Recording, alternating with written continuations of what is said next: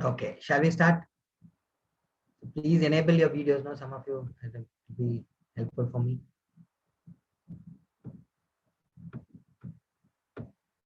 Okay, yesterday we were talking about laws of citizenship.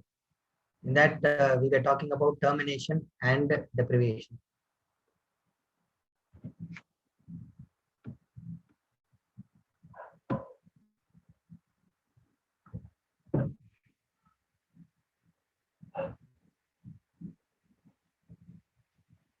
What do we understand by renunciation? It is voluntarily giving up the Indian citizenship, and then you are acquiring the citizenship of other country. What if you don't convey the information to the government and you acquire the citizenship of some other country? Automatically, Indian citizenship will be terminated. For example, recently a diamond uh, businessman, Shosky, he uh, got a lot of loans in India and he just shifted to Antigua, a small country called as Antigua, and acquired the citizenship of Antigua. In Antigua, if you pay money to give some money, they will be giving citizenship to you. So he got citizenship there.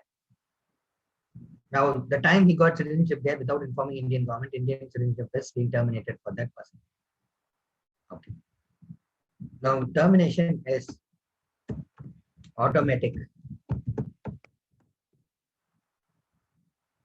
and it applies in all cases. When I say automatic, it does not require a separate order. Government need not issue a separate order telling that your citizenship has been revoked like that. But automatically, even without information, your citizenship will be revoked. It applies in all cases, which means there is no discretion of the government. If you are creating a trouble, okay.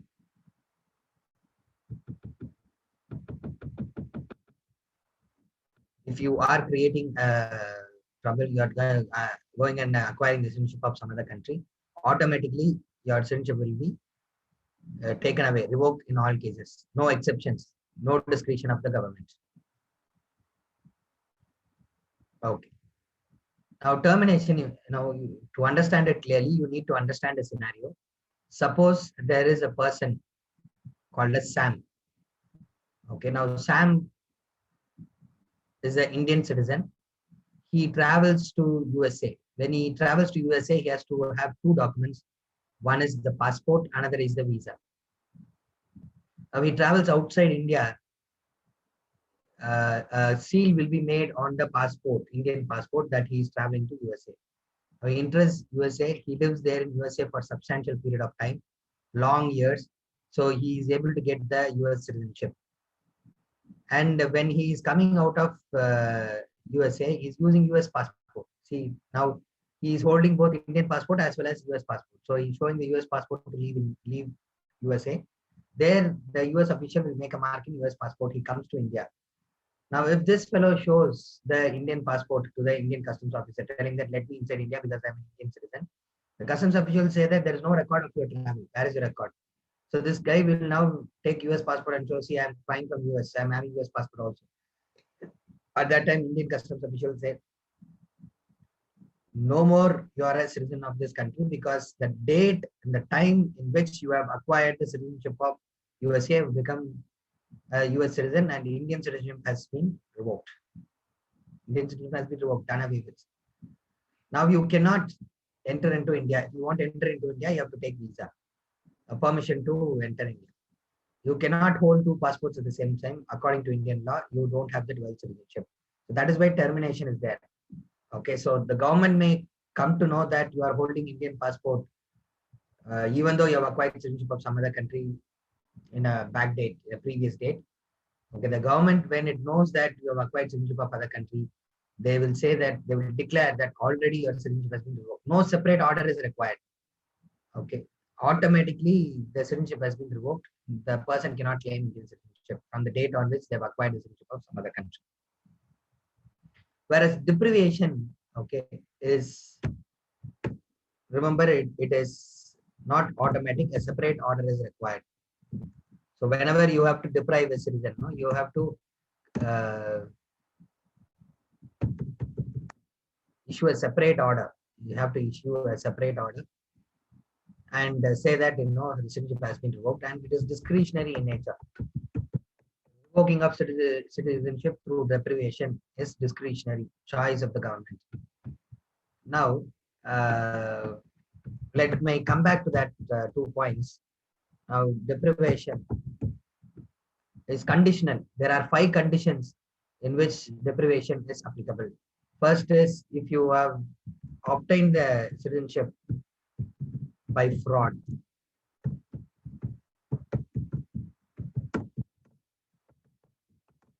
Obtained citizenship by fraud. Next is if you have been disloyal to the constitution. You have been disloyal to the Constitution of India.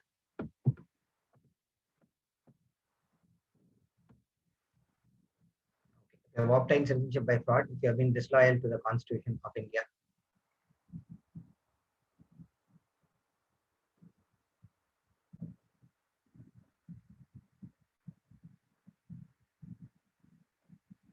If you have illegally traded or communicated with the enemy during wartime. And fourth is if you have been a registered and naturalized citizen and punished for 2 or more years within 5 years of acquiring the Indian citizenship.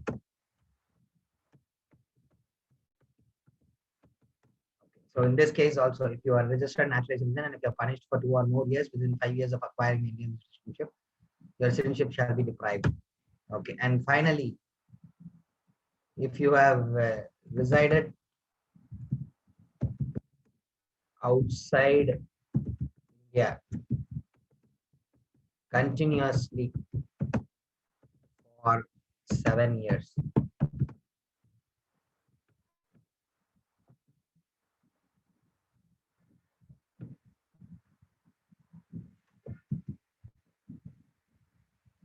if you have resided outside India continuously for 7 years, in these 5 cases, okay, these 5 cases,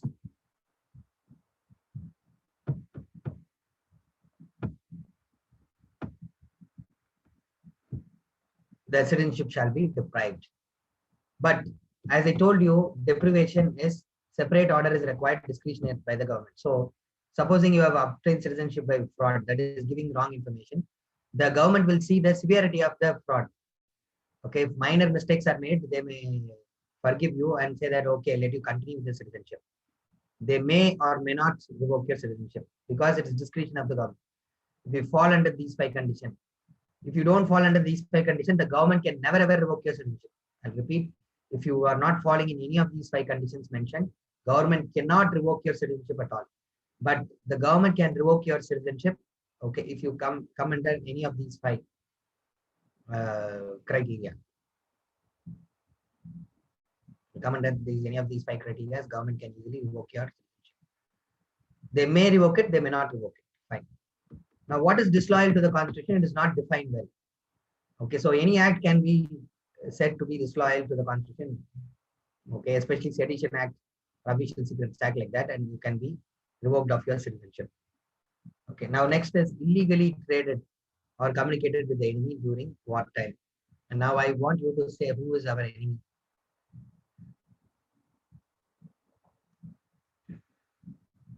Yeah. So you will say it is Pakistan. Okay, but remember, who is our enemy? Enemy is a country with which we are having war, declared war. Even a small time border issue, skirmishes at the border, we cannot be saying that it is a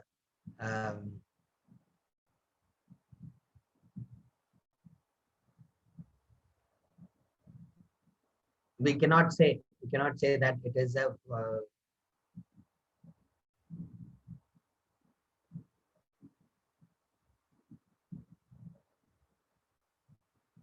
excuse me, we cannot say that it is a the citizens are enemy. Okay, so the country with which we are having war, the citizens of that country will be called as enemy, and that country will be called as enemy country. So only during war time. Okay.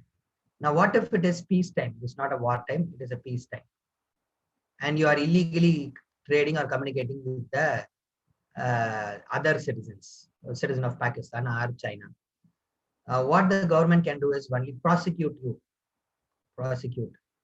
The meaning of the word prosecute means initiate a criminal proceeding because it's an illegal act. Okay, so the government can prosecute you, initiate a criminal proceeding.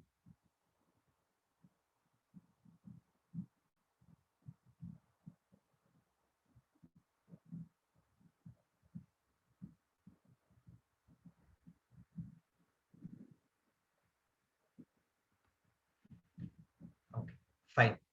So what if this communication? Okay, let it be peacetime, but it is the communication is very sensitive. The person has communicated defense or atomic energy related information. The person's citizenship can be revoked by disloyalty to the constitution. So this concept can be used.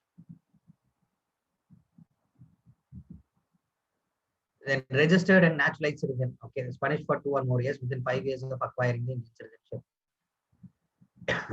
First, I'll tell you for what purpose this provision has been introduced. Then you easily understand this fourth provision.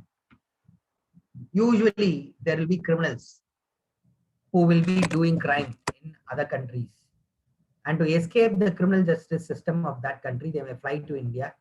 In India, they may be already existing for say 7 years they have stayed. So they are using that to get citizenship in India. They are also getting the citizenship. After getting citizenship, the Indian government receives a call from other government telling that that fellow is a criminal. Please send him back to our country so that we can try that person and put him inside the jail. Now, once you get citizenship, it is difficult for the government to send you outside the country because you have a right to stay in this country. You cannot be driven out of the state. It is your choice to stay in country or going outside. The country cannot force you to stay in India. The country cannot ask you to go outside India.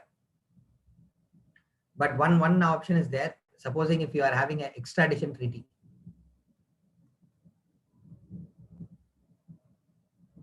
Meaning, in case if there is a criminal between two countries, if you have signed an extradition treaty with that country, the criminals can be exchanged even if they are citizens. But until recently, with most of the countries, we do not have extradition treaty. So when the extradition treaty is not there, it is difficult to send our citizen outside. He may also go to the court of law and saying that, I'm a citizen of this country, you have to protect me. In that country, they are trying to prosecute me for wrong reasons. So please don't send me to that country. Like that, he can file a petition in the court of law. So that is why within 5 years of acquiring citizenship, Indian citizenship, if a person is punished for more than 2 or more years, then that person's citizenship shall be taken away. And note down, registered and naturalized citizens only. It is not for citizens by birth and descent. Citizens by birth and descent, if they are punished by any court 2 or more years, they will not be revoked of their citizenship. Government will think of how to deal with the matter. Okay, so they will negotiate with the other country to ensure whether to send you there or not. But when it comes to registered naturalized citizen, if they are being punished within 5 years of their acquisition, okay, so immediately the Indian government can revoke their citizenship and send them back to their respective country. Because this provision of registration naturalization should not lead to misuse of people in order to escape the criminal justice system. That is the reason why we have this fourth provision. Okay, now 2 or more years. What do you mean by this punished for 2 or more years?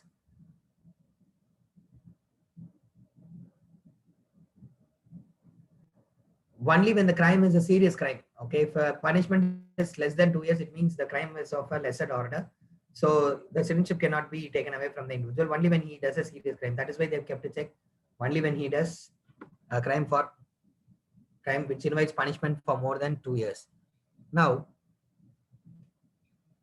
we have to talk about this within 5 years of acquiring the Indian citizenship.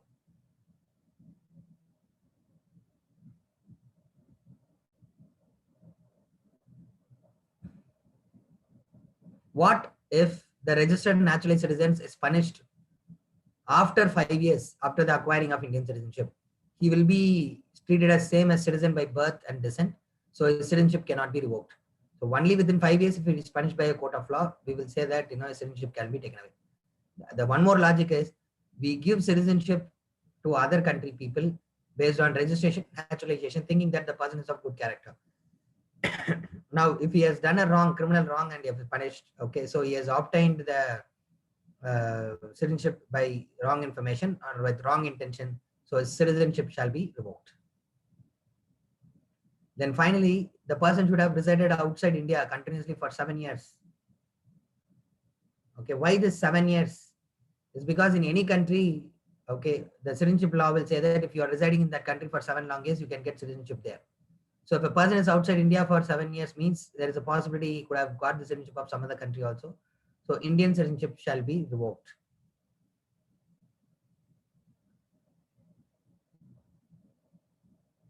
Okay. So supposing you're spending a spy out of India, and that spy is residing in outside India for 7 years, and that person becomes a double agent. What is the difference between spy and double agent? A spy will be loyal to the country. A double agent will be loyal to money. Whichever country is giving more money, okay, they will shift their loyalty to that country.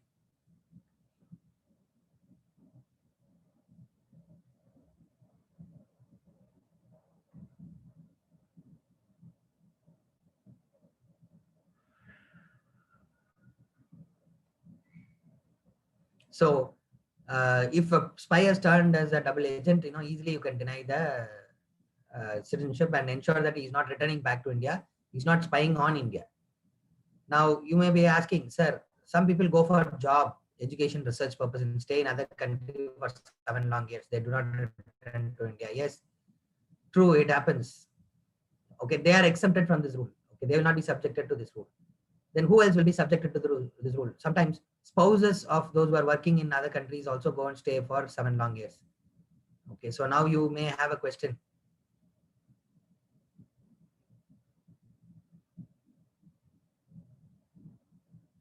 Okay, now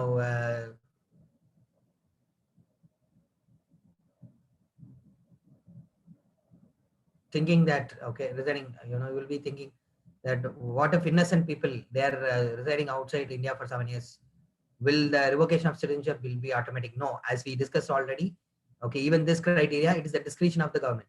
So when would a government think about taking away the citizenship? They'll think about taking away the citizenship only when somebody is disturbing, somebody is creating a problem. Okay, so if one person is creating or working against the interest of the country, they will see how to revoke his citizenship. If he's staying outside India 7 long years continuously, that will be used as a criteria and will remove the citizenship. Okay, is there any escape route from this? A person residing outside India continuously for 7 years, if he wants his citizenship not to be revoked at any circumstances, should come to Indian embassy 1 year at a time. Okay, 1 year at a time and renew the citizenship.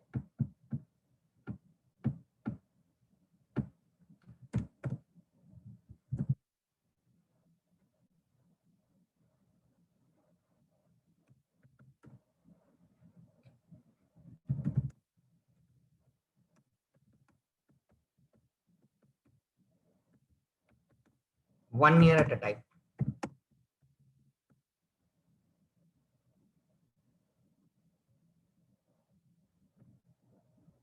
I should say every 1 year.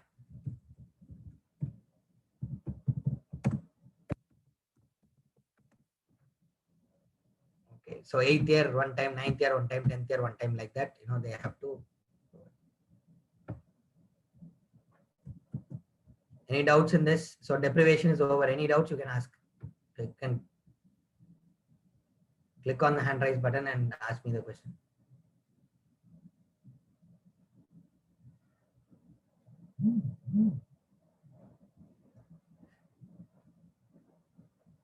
There is one doubt, sir. If a child is born to Indian parents in some other country, will the child be recognized by India as a citizen of India? Yes, the child is eligible for Indian citizenship.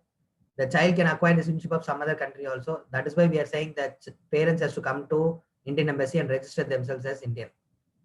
Okay, they have to come and register as Indian and tell that submit affidavit telling that they do not carry any other citizenship.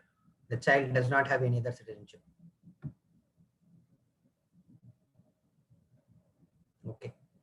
So we have discussed about how one can acquire citizenship and one how can lose their citizenship.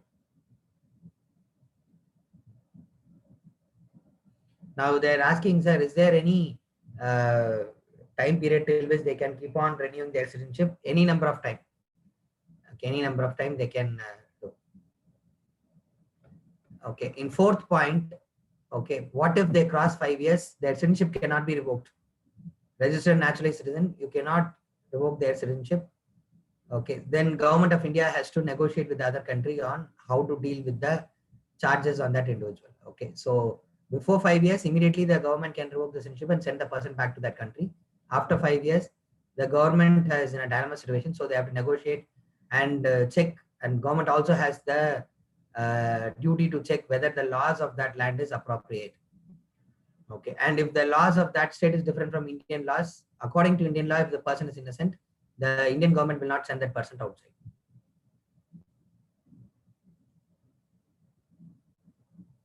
Okay, now we have to see the next topic, Indian diaspora.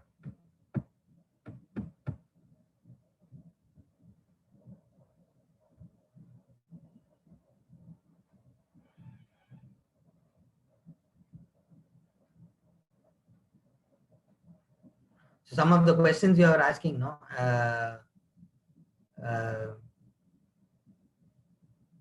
there is no dual citizenship, so nobody can have citizenship in both countries. Okay, so yesterday I was explaining it in detail, so no problem. Okay, so these two questions, last two questions that you have asked, I will answer after the class. Okay, or at the end of the class, let's have 10 minutes. At that time, we will answer. Okay.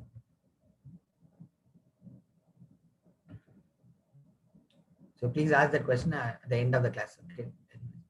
Non-residential Indians, NRIs, persons of Indian origin, an overseas citizen of India. Okay, so they are called as Indian diaspora. And who's a diaspora? All the Indians who are living outside India. All the Indians who are living outside India, who are having Indian connects, is called as Indian diaspora. Okay, suppose you are going and settling in other country, you will be called as Indian diaspora. Suppose your friend is going and settling in some other country and is acquiring the citizenship of that country, that person also will be called as Indian diaspora. Okay, so you may be Indian citizen or a person of Indian connect. If you are staying outside India across the world, you are called as Indian diaspora. So take note, what is Indian diaspora?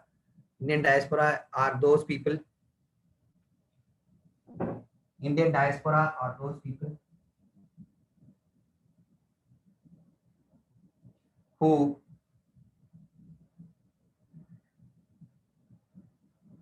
have Indian connect. Those who are having Indian connect or Indian citizens or Indian citizens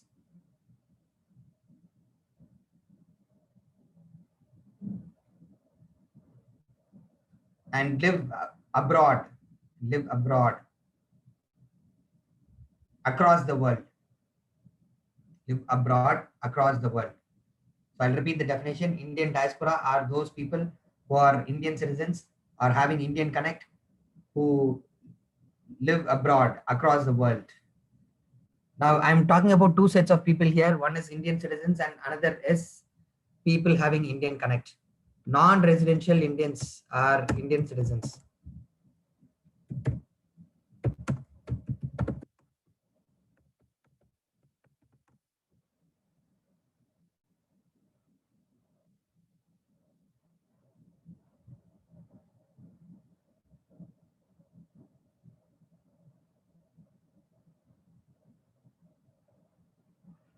Okay, they are Indian citizens, but they are not residing in India. That is why they are called as non-residential Indians.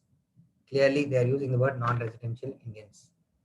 But for the other two, persons of Indian origin and overseas citizen of India, they are those who are having Indian connect, which means they are not Indian citizens, but they are somehow connected to India. Their forefathers were Indians, like that.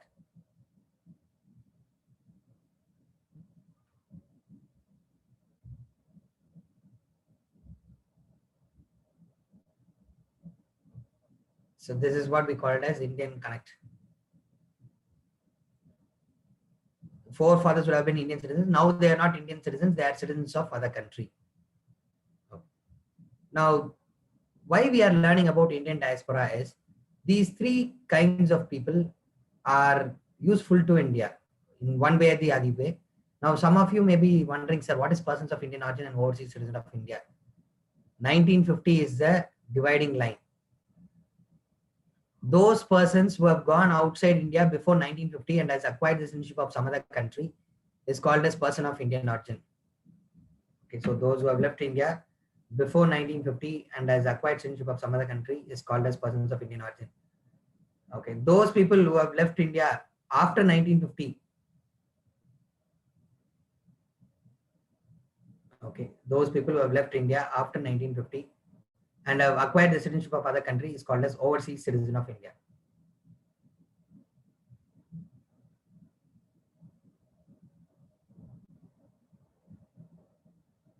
I'll repeat, persons who have left India before 1950 and has acquired citizenship of some other country is called as persons of Indian origin. Okay, they left India early. Those who were Indian citizens or those who were fathers and mothers were Indian citizens in 1950. After that, they left India.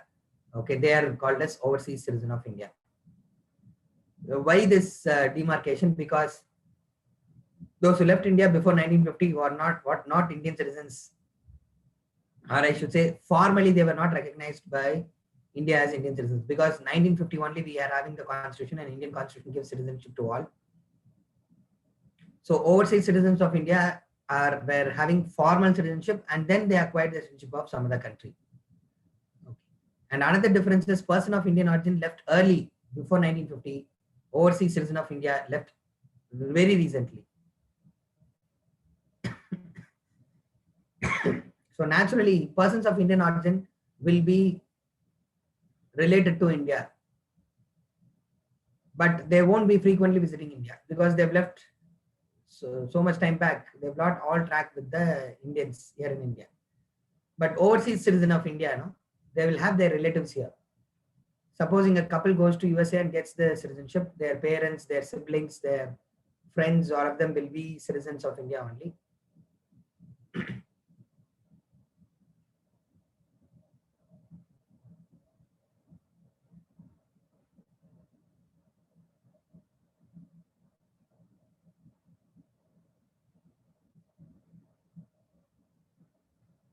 Okay, so they will want to frequently visit India, overseas citizen of India, to meet their friends, family in India.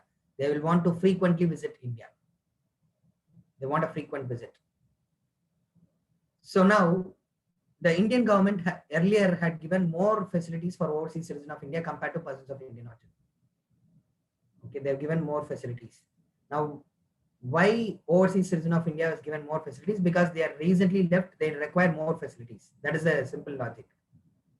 But however, if you see the difference between overseas citizen of India and persons of Indian origin, what is the position they are having in their respective countries? Overseas citizen of India are only employees. They work under some company or some people in other countries, or they're involved in high skilled professional work like doctors, engineers, like that.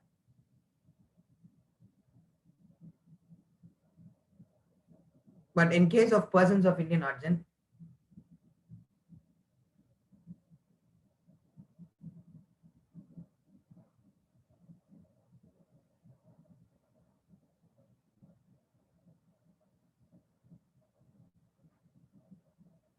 they were assimilated into their respective cultures. Assimilated means they mingled with their respective cultures and they have gone to higher positions in their respective countries. For example, we have Kamala Harris now.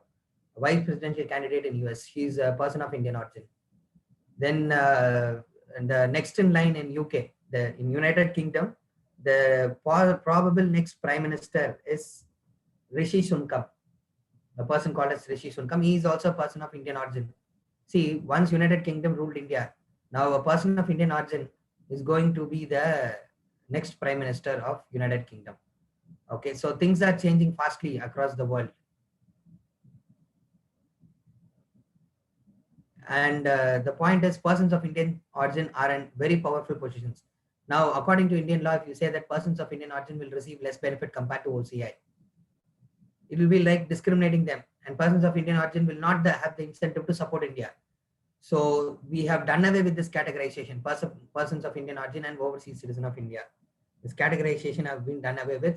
Now both persons of Indian origin and overseas citizen of India are treated in the same way. They are given same benefits. Okay, they are given same benefits.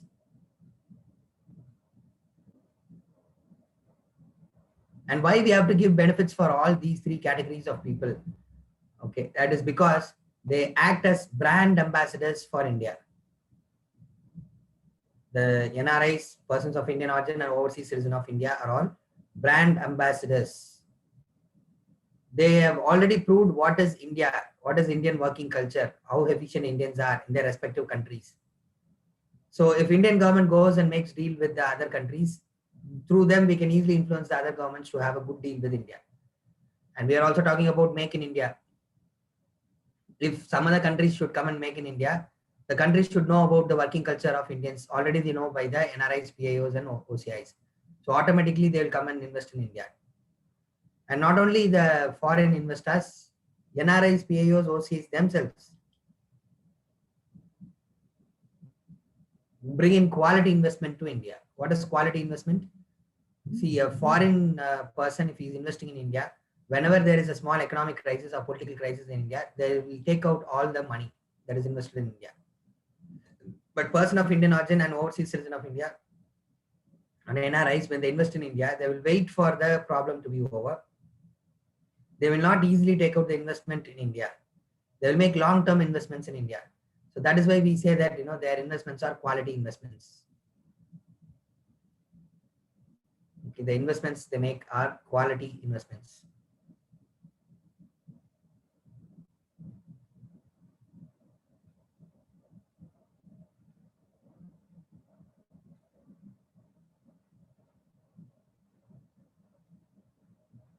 Okay, any doubts? Any doubts in this?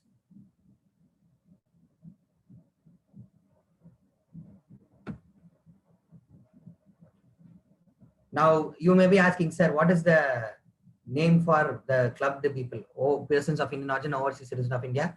We call them as overseas citizen of India card holders. Now persons of Indian origin and overseas citizen of India is clubbed together, and there is now one category people only. We call them overseas citizen of India card holder. Now one has to apply to get this card. Okay, so not all will be getting, you have to apply this card. Okay, then only they will be given.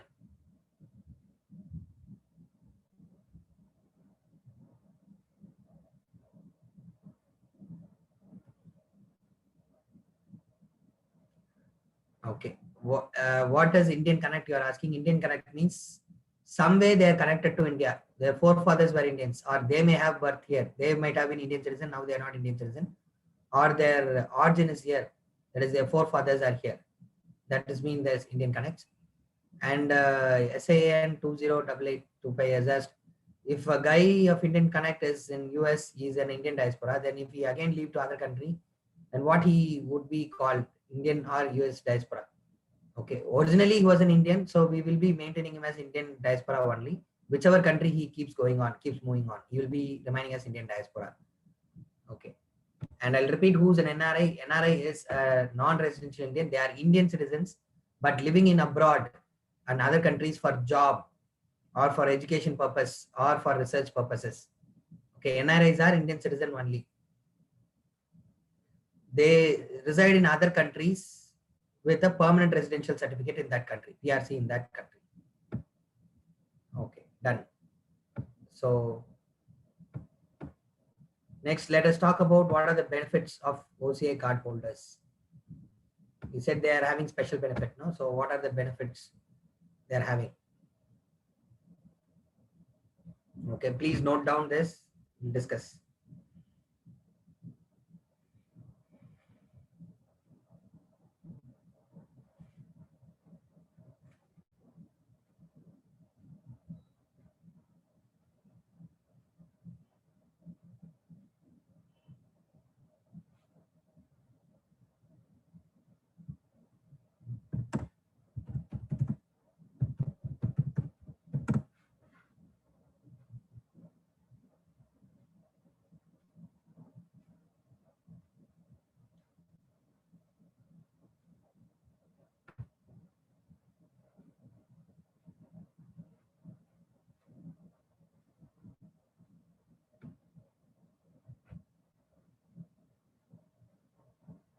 Okay, they have lifelong visa. What do you mean by lifelong visa? If whenever they want to come to India, they can freely come here, arrive at India. They hold the OCA card, that itself is a visa. No need to apply for visa every time they are visiting India. At the same time, they can enter into India for any purpose. They can enter into India for any purpose, multi-purpose.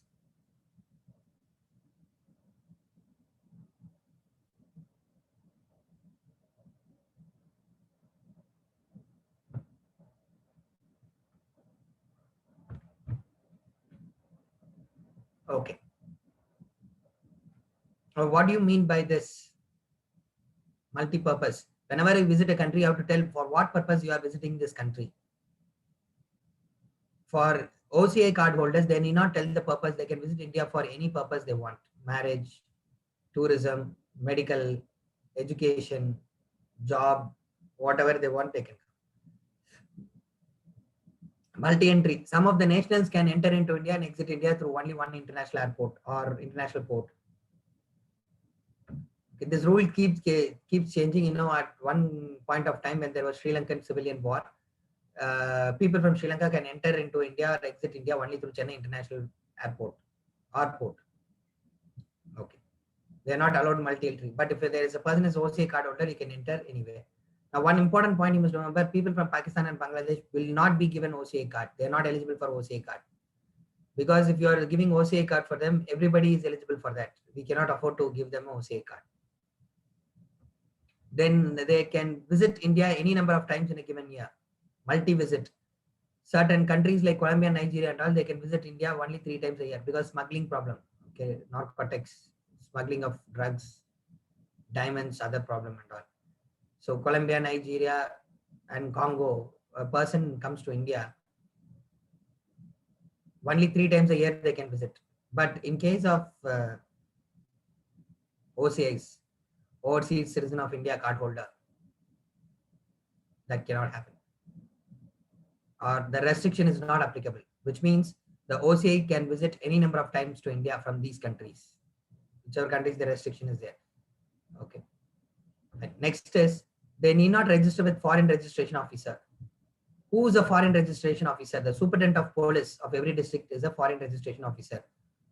What is the job of foreign registration officer? They have to track the movement of the foreigners, where they are going, whether they are having enough permission, whether their visa is valid or validity time period is over. Okay, so this has to be checked by the foreign registration officer.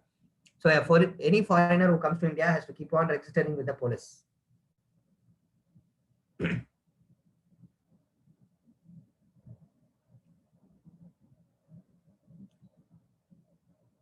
Okay, so they need not register with the foreign registration officer. But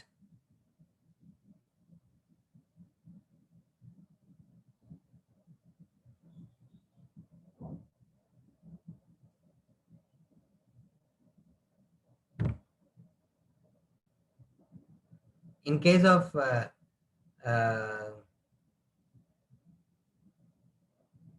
overseas citizen of India, they need not register for foreign registration officer. They have freedom of movement. That is the point. Okay, this implies that they have freedom of movement like citizen of India. Foreigners does not have freedom of movement. but OCIs have the freedom of movement like the Indian citizen. But they cannot involve in three activities, or if they want to involve in the following three activities, they have to get permission from the government. Okay, so what are the activities? One is missionary activity, MISSIONAR, missionary activity. Okay, second is mountaineering activity. Okay, third is research work. What is a missionary activity? Okay, the people cannot uh, preach their religion and convert Indians to their own religion. Okay, so in the name of OCA card, we can have Christians, coming to India and involved in the proselytizing work, or converting people to their own religion. So that should not be happening. So that is why missionary work is not allowed. Second is mountaineering work. What do you understand by mountaineering? To protect the genetic resources. In mountains and all, we have a lot of biodiversity resources. The OCAs may come here and pick this genetic resources, plants, traditional plants, go to their home country, make research and get it patented. They may get the patent. Okay, so in order to ensure that our genetic resources is used for India, we don't want others to misuse this OCA permission. So if a OCA wants to go for mountaineering, you have to take permission.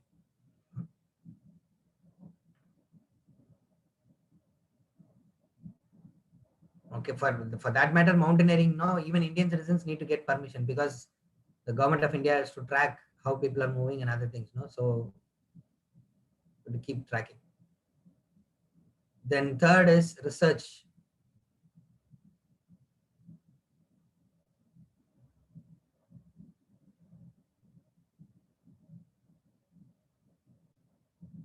What do we understand by the research?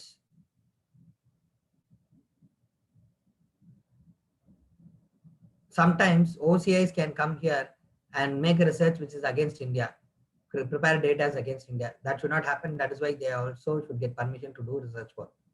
Okay. Next is the OCIs have economic benefits, which means they can buy property.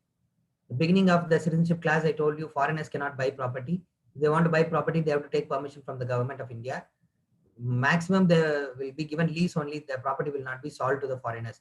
But in case of OCIs, they can buy property like the citizens of this country. But remember, they cannot buy agricultural property or plantation properties.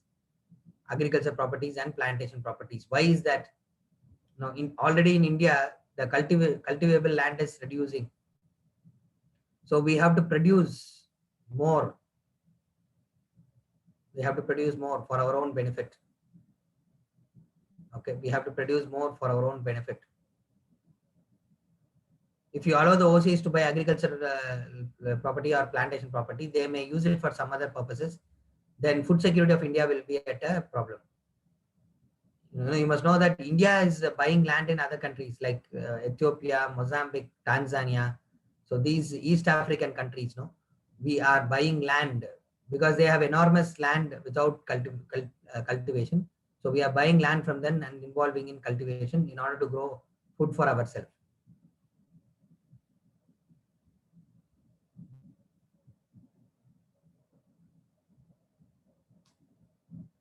Okay, any doubts? So that is why agriculture and plantation property cannot be bought. Okay, then professionally, okay, foreigners cannot practice as a doctor, advocate, or chartered accountant in India. They can't even take the examination. Foreigners cannot practice as a doctor, advocate, and chartered accountant in India, but OCIs can. OCIs can. Okay, but nowadays after NEET, before 2 years they have made a relaxation. Even the foreigners can practice as a doctor in India. Okay, because NEET exam foreigners can take up. If they pass that, they will have medical education in India. Then they can practice in India.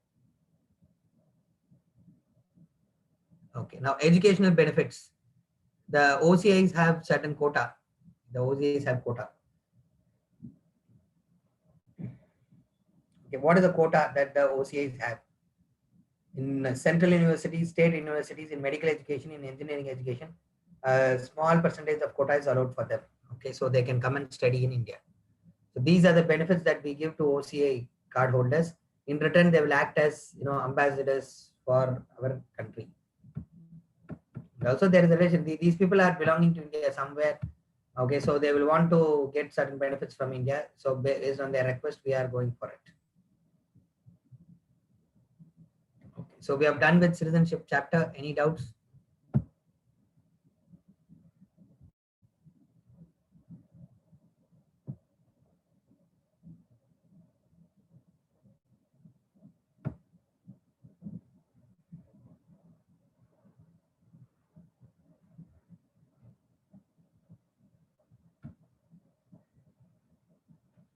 Okay, now we are entering into the next chapter, fundamental rights.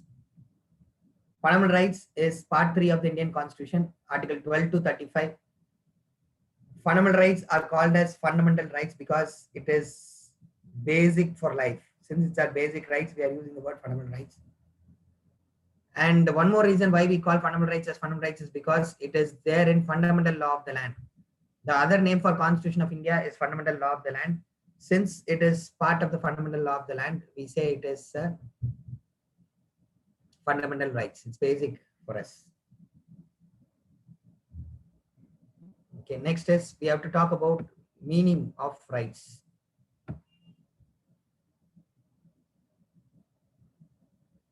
Just copy down. Then I can discuss.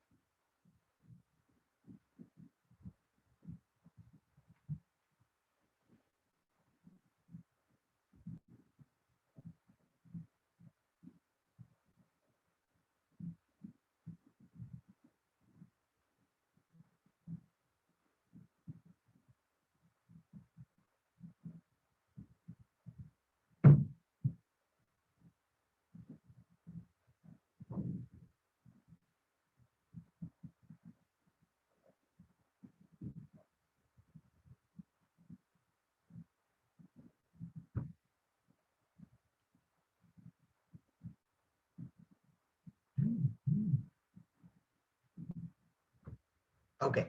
Claims, I'll just explain. Now, what is the meaning of rights?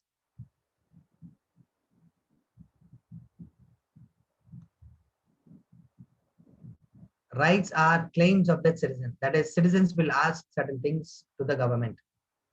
That I want food, I want a job, I want drinking water, I want electricity, likewise.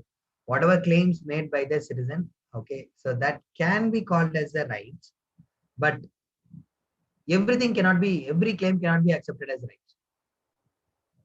The claim should be a justified claim. So, for example, if I'm saying I want a car to the government, I'm claiming that I want a car to the government. Can it be called as a right? No, not at all, because it is a luxury. Okay. So only those claims of the citizens, which is basic, can be called as rights. Okay. So what are basic claims? The claim should be justified claims. We are using the word justified claims. Okay. Or we can use it as the basic claims also. Basic claims.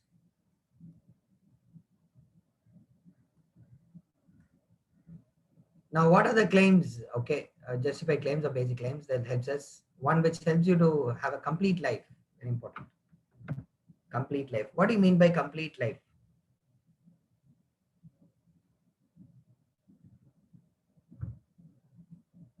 When you live a meaningful life, okay, or when you can work hard in your life and satisfy your needs, then the life is called as a complete life.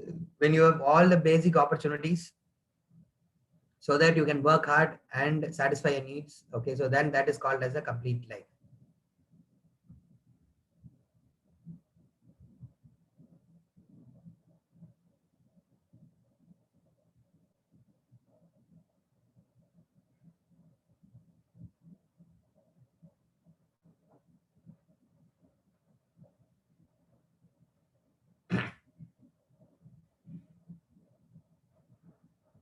There are certain basic claims, okay, which will help you to work hard and satisfy your needs.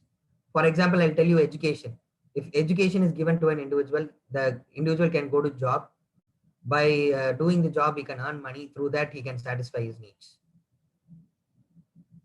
Likewise, okay, health facilities, basic health facilities is given. So an individual is having the good health to go and work and satisfy his needs. Equality can be claimed as a right, because when government treats everybody equally, no discrimination, the person can easily go and do whatever he wants and satisfy his needs. If the person is subjected to inequality, he is crippled by the state itself. The society cripples him. And that is why we are saying uh, a, a complete life is one which has a basic necessary conditions to work hard and satisfy our needs. There is a film, okay, called as Pursuit of Happiness. Hope some of you have already watched that movie. It is a must-watch movie. So I suggest all of you to watch that movie. I'll tell you the basic storyline of the movie. An African American living in USA. Even though he's an African American, he wants to study, attend a small course, 6 months course, and get a job and save his son, protect his son.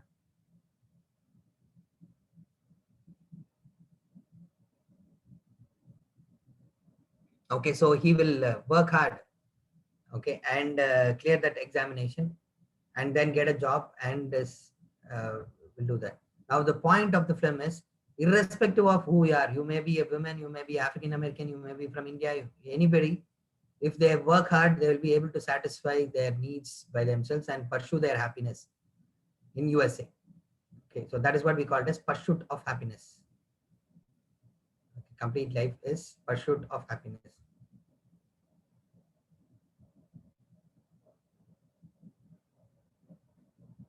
Then,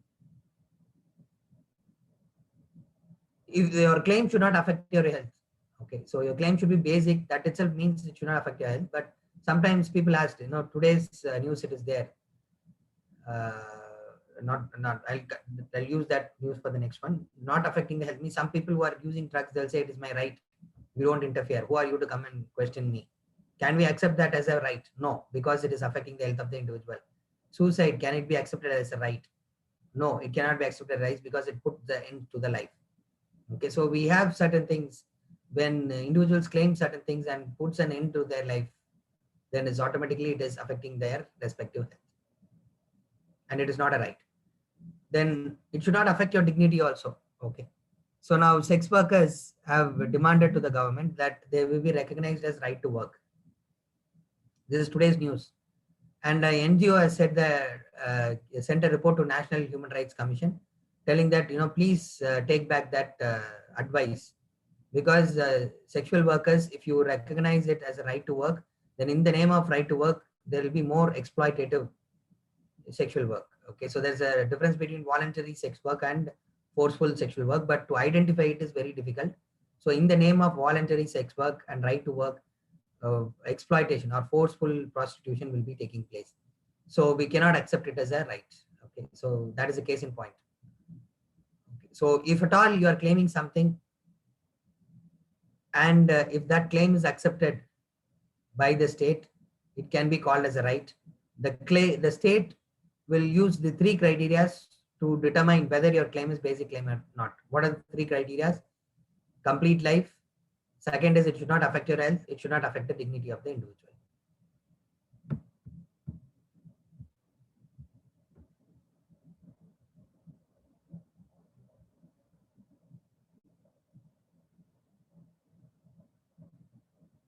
Now, if you have missed some of the slides, you just mark the slide number. At the end of the class, you please ask me. I can put you the slide for you. Okay, because there will be interruption in class, so I just want to be like that. Okay, next is we have to talk about the evolution of rights.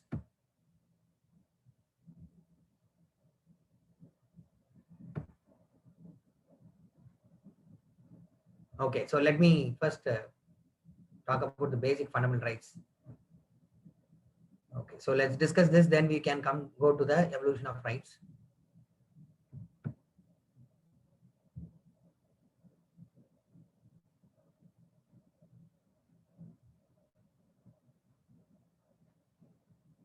Yes, there is one question you're asking: honor killing in case person is extremely affected by a disease or something that be only a choice. Can there be considered as a right?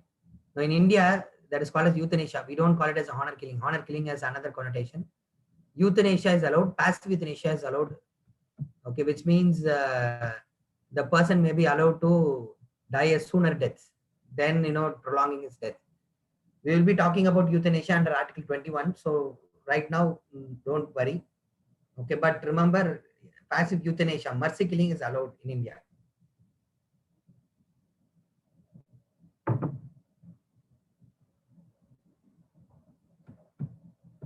Okay. Now, what are the basic rights? See, listen first, and parallelly you can take note. Now, citizens are demanding something to the state. The citizen is claiming certain things to the state. Okay. And if the claims are justified, as you know, it is called as rights. So what are the basic things claimed across the world? People claim for equality. People say that give us equality. When you treat us equality, we can try ourselves and satisfy our needs. Like that, people are asking to the government. And government accepts that it is a justified claim. So equality becomes right to equality. Then people ask for liberty as a basic claim. If liberty is there, we will be able to do whatever we want and satisfy our needs. And then the government accepts it, it becomes right to liberty. Then people are asking for dignity. The other name for dignity is, or loss of dignity is exploitation. So the right against exploitation is recognized by the state. Then the state recognizes right to religious freedom. People are asking for religious freedom as a basic claim. State accepts it as a justified claim and becomes right to religious freedom. Then you have cultural and educational rights and right to constitutional remedies. Okay. Now we have to see the numbers. Right to equality is from Article 14 to 18. Right to equality is from Article 14 to 18. Right to liberty is Article 19 to 22. Right to liberty is Article 19 to 22. Right against exploitation is Article 23 and 24. Right against exploitation. Right to religious freedom.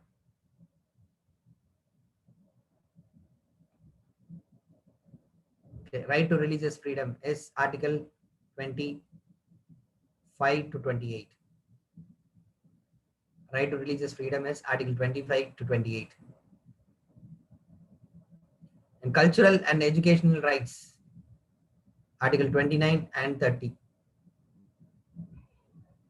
Right to constitutional remedies is Article 32.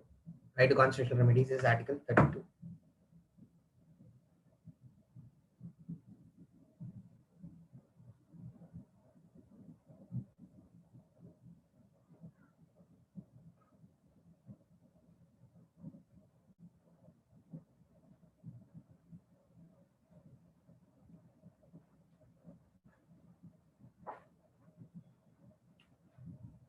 Okay.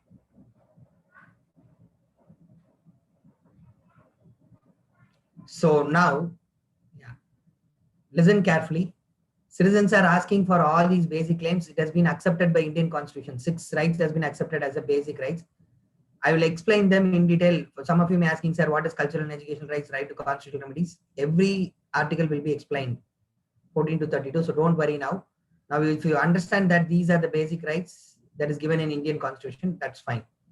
Now, the citizen is asking for it and the state has accepted. Now, when the state implements the rights, state is ensuring that it is implemented for citizen, given for citizen. What it is called. I want some of you to click on the hand raise button and answer. I'm going to give a gift for that person because you could answer it perfectly only when you have listened carefully for all these classes so far. Okay, I want you to click on the hand raise button and answer. Those who are giving answers in the chat box, you will not be given.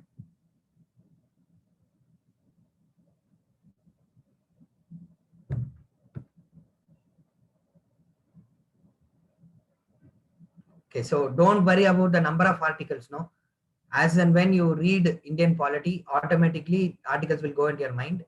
Only few articles should be kept in mind. That is easy also. Will be repeated again and again in the subject as well as in current affairs. Okay, so don't worry about the article numbers. It is impossible to remember all the article numbers.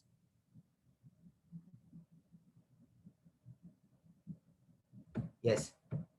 So say 6697 has raised the hand. Yes.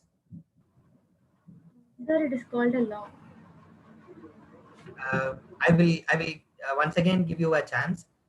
Now, when the state is implementing these things to the citizen, it is through law. I agree, but what it is called, this aspect of state is giving what is due to an individual, what is due to the citizen.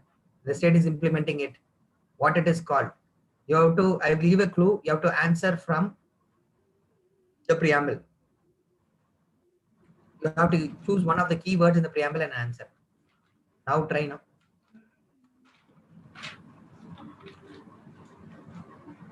Think of all the words in the preamble: sovereignty, socialist, secular, democratic, equality, liberty, justice, fraternity.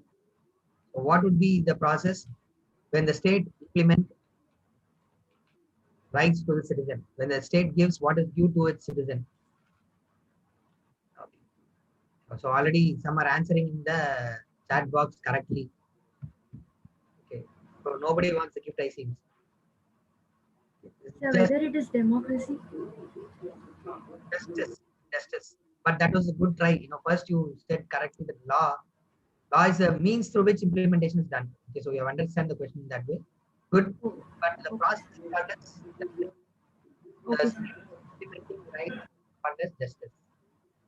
Okay, sir. Good, good. That's a good try. Now, some of you have answered correctly in the chat box. So no, the gift is for no one. Okay, because you have answered in the chat box. Anyways, I have another question. Let me see whether you're answering this question. Now, what is the process we call when the citizen asks to the state and the state grants it to the citizen? The process in which citizen demands to the state grants it to the citizen. State itself is not deciding what is good for you. State is first demanding, asking you, and the citizens are coming forward and telling, "Dear government, I want this, this, this," and the government is giving it to the citizens. What is this process is called as? Once again, I will give a clue. You must take the word from preamble. The answer Sir, it is is liberty.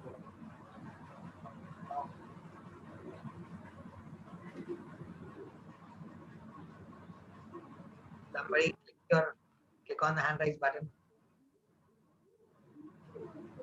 The citizen is asking and government is giving.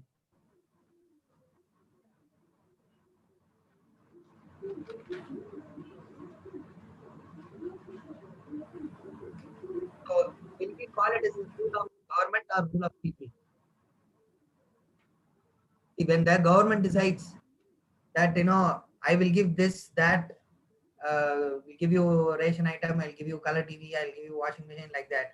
It is the rule of the state. But people are asking, give us education, give us equality, liberty, and then the government is giving it to the people. Okay, so this process is called what? You have to take a word from the preamble. Yes, Gobi Jagan. You can unmute and answer. Sir, is it like fraternity? Fraternity is brotherhood, right? Fraternity is brotherhood. People are asking. Yes, I will give chance for. Yeah, what is your number? SIA KC 2014348. Liberty, liberty of thought தான் நினைச்சேன் first. அவங்க liberty. Sorry.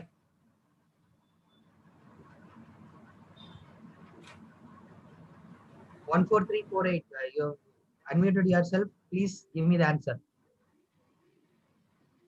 Manju has given the correct answer in the chat box, but unfortunately, you not raised your hand.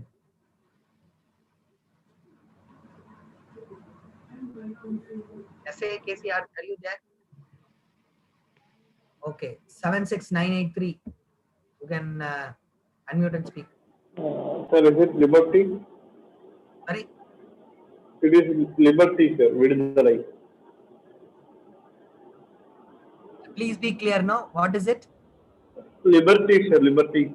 No, no, not liberties. Okay, let's give chance to Manju.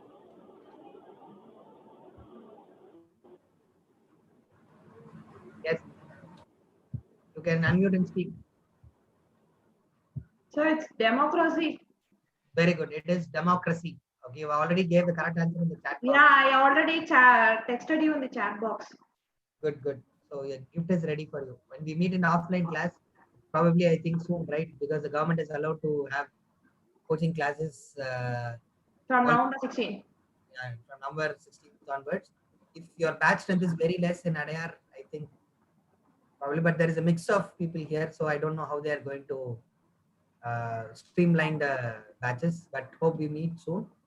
Okay, so remind me of the gift. The gift is ready for you. Thank you. Bigger gift. Okay. Sorry, sir.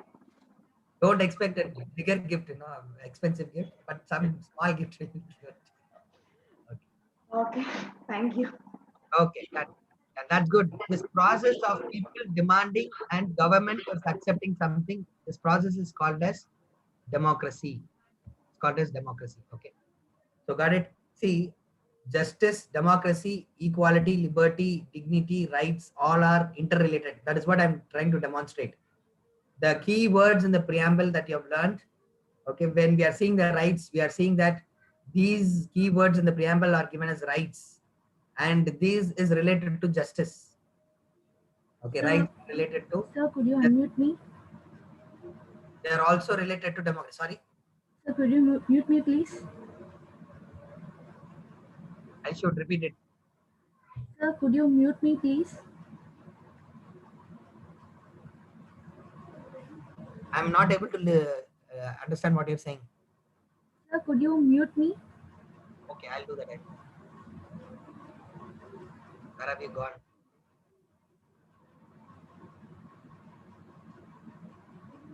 You have already unmuted.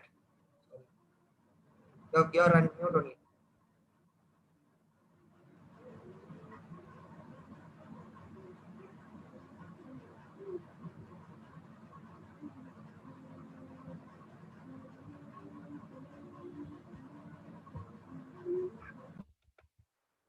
And I think you should mute on your side. Yeah, you're muted. Very good. Okay, so I'll repeat: rights, equality, liberty, dignity, secularism, democracy, justice are all related concepts. If equality is denied, there is no democracy, there is no justice, and rights have been lost. If liberty is not there, there is no right, there is no democracy, there is no justice. If secularism is damaged, we will say that injustice has been done. Okay, we'll be talking that injustice will be done. So all these rights are interconnected in one way or the other. Okay. Next, we will be talking about the evolution of rights. Why are we going to see the evolution of rights? Because we must know what is the characteristic feature of rights. So please copy it down. Yes.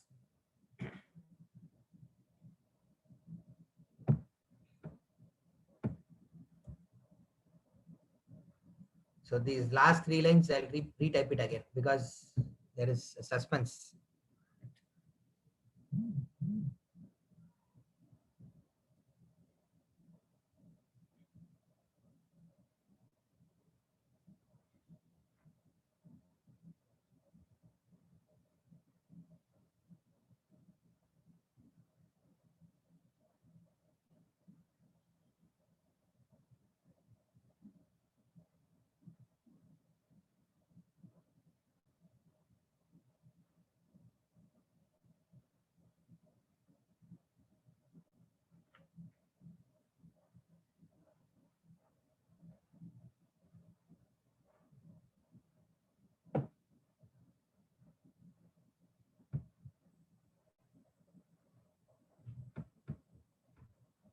Okay, some of you enable the video, no?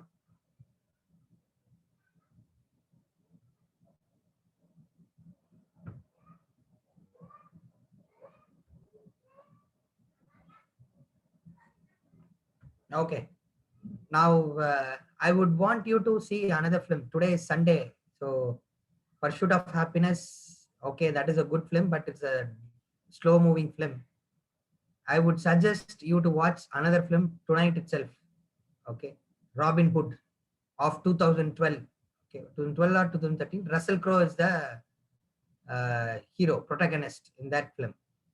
There are many Robin Hood films. Recently, in 2019, also one film was released, not that film. Okay, so Robin Hood film of 2012, Russell Crowe, which talks about evolution of rights.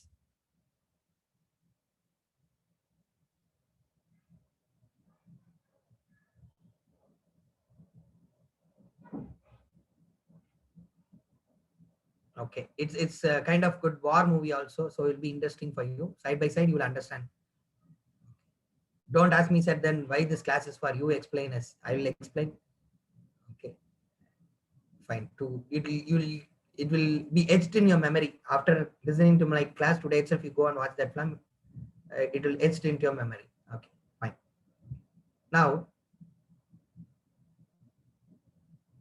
how rights evolved. First, people establish kings and queens to protect their life. They establish governments to protect their life. They will be part of kingdoms so that the kingdom is protecting their life. Now, if enemy is going to invade the country, if the enemy is going to control the resources of a country, then they can take people as slaves. So if you want to live a free life, you want protection. That is why government is established. And government is given with all powers to it. But unfortunately, with excessive powers, the government may misuse that power against the citizens itself. They may misuse the power over the individuals. If supposing there is a king and the king does not like an individual, the individual may be killed, or individual may be sent to jail, or individual may be harassed. Okay, so that is where fundamental rights are very important. The fundamental rights chapter is very important, is because it protects the individual from the state power. Okay, so rights have been evolved as a tool to limit the power of the state. That is why the first statement, rights are against state power. In one of the prelims, 2018 prelims, they asked fundamental rights are against state power. People put it wrong because of the word against. Okay, it's true that fundamental rights are against state power. That is why it is given in the constitution. This year question also, what do you mean by a constitutional government? Okay, constitutional government one is limited government, government which is limited, having limited powers, not excessive powers. So fundamental rights gives life to constitution and ensures the government is having limited powers. So limitation of state power. Okay. Now from 8th century onwards, people of UK were asking for rights from 8th century onwards.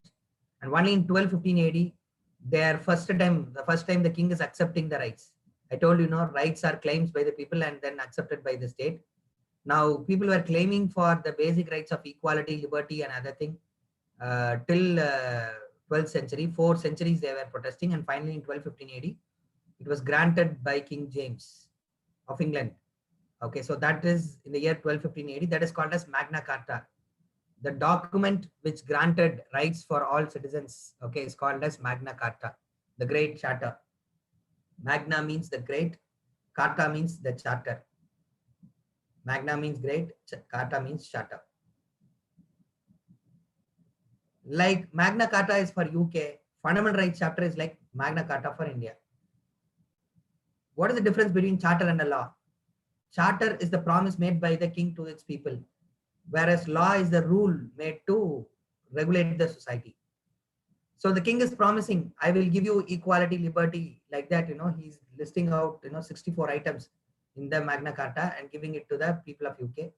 Likewise, fundamental rights gives the basic rights, the 6 basic rights to people of India. It's the greatest promise made by the government to its citizens. Okay, so this is how rights have evolved. This is how rights have been evolved.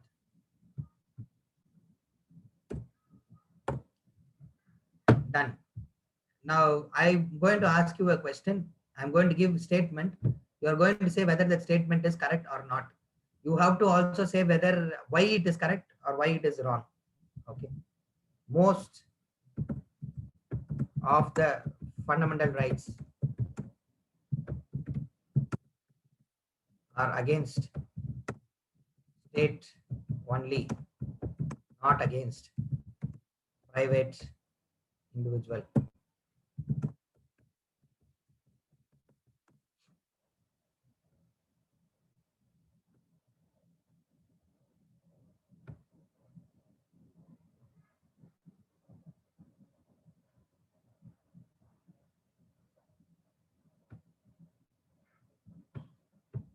See, fundamental rights are against state power means, as I told you, the evolution, state can take away, treat you unequally, state can take away your liberty, state can put you in prison for no reason.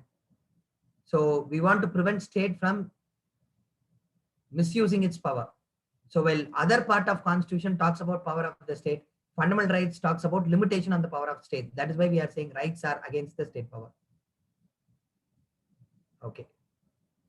Meaning it acts as a defense against the state power. So state cannot use its power excessively. See, police has the right to arrest. Can they just like that enter into your room and make an arrest? No. Okay, they should follow the rule of law.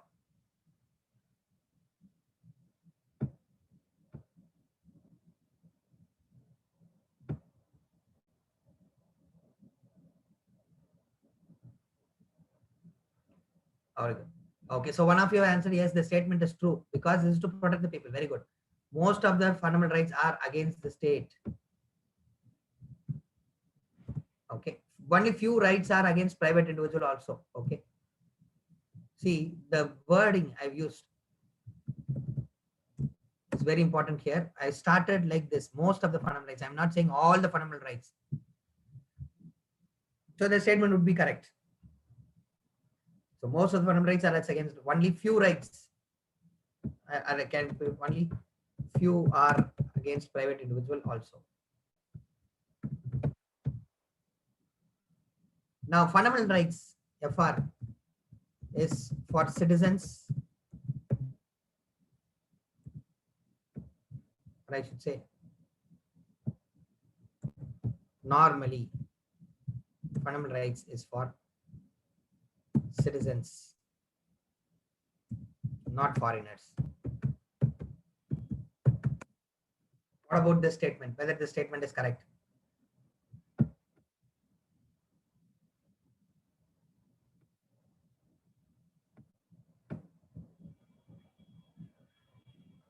I need answers. What happened to you? Exhausted?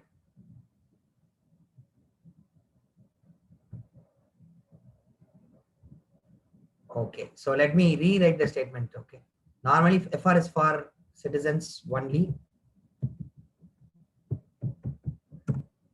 Few FR is available for foreigners also. Try to answer from the discussion now. We know how rights have evolved. Very good. This statement is true. Very good. Because normally fundamental rights is for citizen only because rights evolved to protect the rights of the citizen. It is extended to foreigners also. So that is the second character of fundamental rights. Then next is, we have the third one. Rights are not absolute. FR, fundamental rights are not absolute. Okay, in polity, when I use the word absolute, it means without any condition. But fundamental rights are with some restrictions. You cannot, give the fundamental rights completely. Okay, they are with certain restrictions.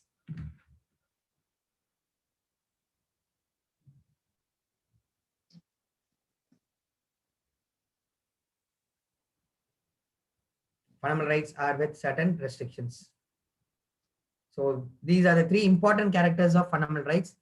Okay, we will be talking about more character of fundamental rights as and when we are seeing the fundamental rights. Because now itself, if we are explaining the characteristic feature, you will not understand. But this, from evolution of rights, you can understand these three.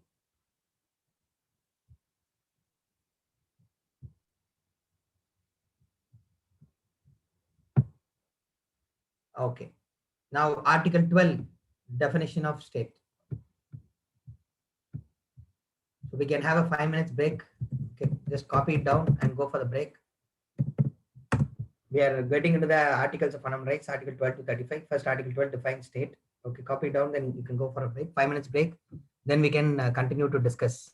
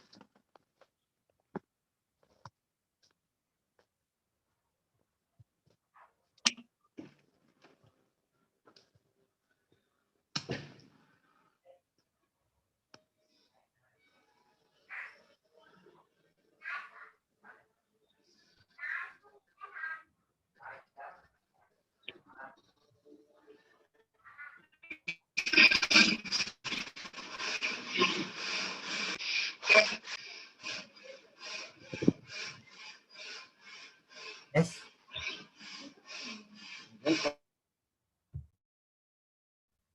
Hello.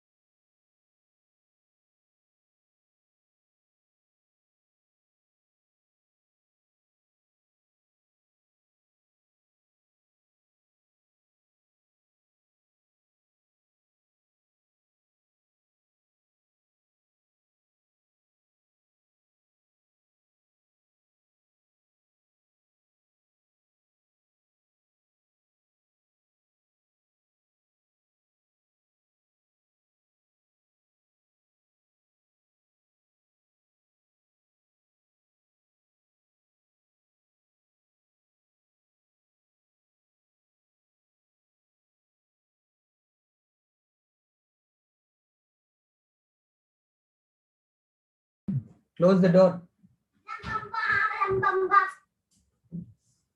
Okay, we shall continue. Okay, we have to go for the definition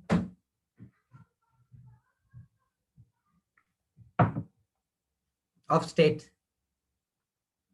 Why we have to define state? As I told you, most of the fundamental rights is against state, and state have various definitions. Sometimes when we say state, we mean country. Sometimes when we say state, we are meaning that it is a state of Tamil Nadu, state of Karnataka, like that.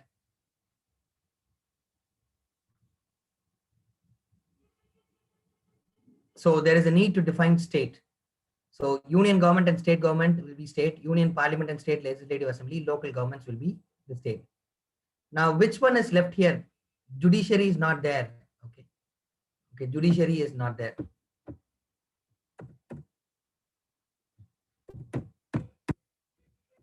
Judiciary does not come under state. And other authorities, what do we mean by other authorities? Very simple. I told you, no, rights are available against state only. So certain times state can use the third party or the private sector to violate your fundamental right. So to ensure that your fundamental right is not violated by third party, they are using the word other authorities. So when a state uses third party, other departments, or even a private sector to violate a fundamental right, that particular thing, particular third party will come under the definition of other authorities. Now we have IBPS, Indian Banking Personal Service. It is a private organization, but we see that they are following all the government rules. The National Testing Agency is also a private institution, but when it conducts needs exam, it follows all the government rules, because these institutions are the third party used by the state to recruit people for medical education and government jobs. So they will come under the definition of state.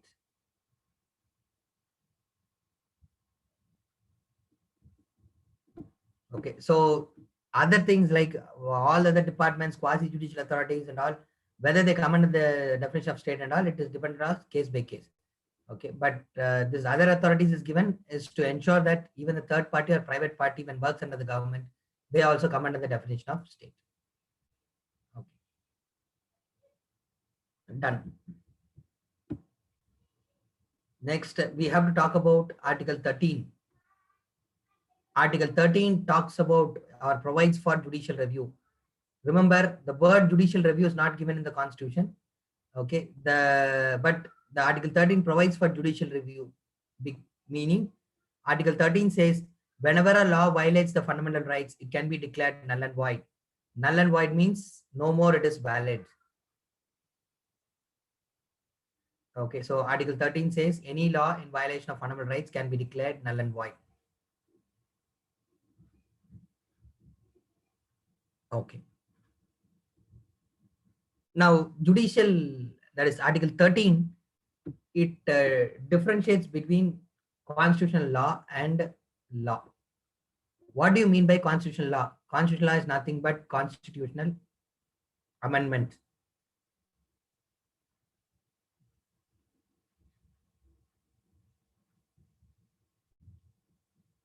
Okay, constitutional law is nothing but constitutional amendment.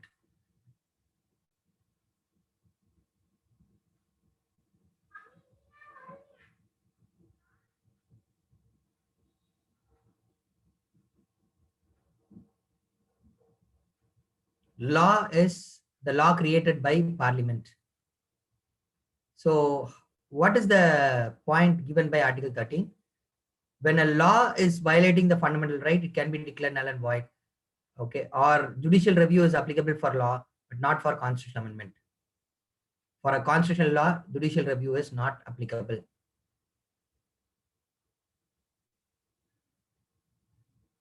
I'll repeat, for constitutional amendment, constitutional law, judicial review is not applicable. Until 1973, it is still 1973 only. It's still 1973 only. Because in 1973, there was a case called as Kesavananda Bharati case. We have already seen it when we were talking about the balance between judicial supremacy and parliamentary supremacy. So in this Kesavananda Bharati case, 1973. Okay, basic structure doctrine is introduced. So we know what is basic structure doctrine, all the basic provisions of the constitution which cannot be altered. If we alter them, it will fail the very purpose of the constitution. Okay, so we cannot change it at all. Now, because of advent of basic structure doctrine, the difference given between between constitutional law and law by Article 13 has been diluted. The different. I'll repeat. Originally, Article 13 said constitutional law is different from law. Law can be subjected to judicial review. Constitutional law, that is constitutional amendment, cannot be subjected to judicial review. However, because of advent of basic structure doctrine, after 1973 to now,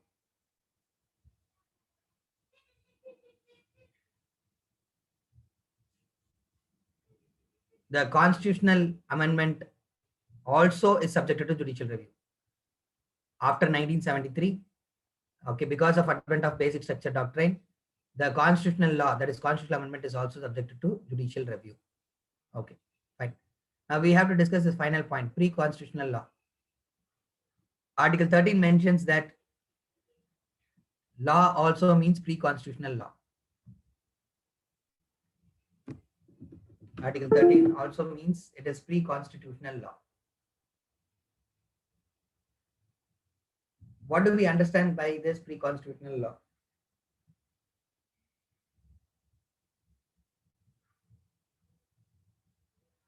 Any law which is created before the advent of constitution, before the commencement of Indian Constitution 1950, is called as pre-constitutional law. The pre-constitutional laws are created by the British for India. The pre-constitutional laws are created by the British for India.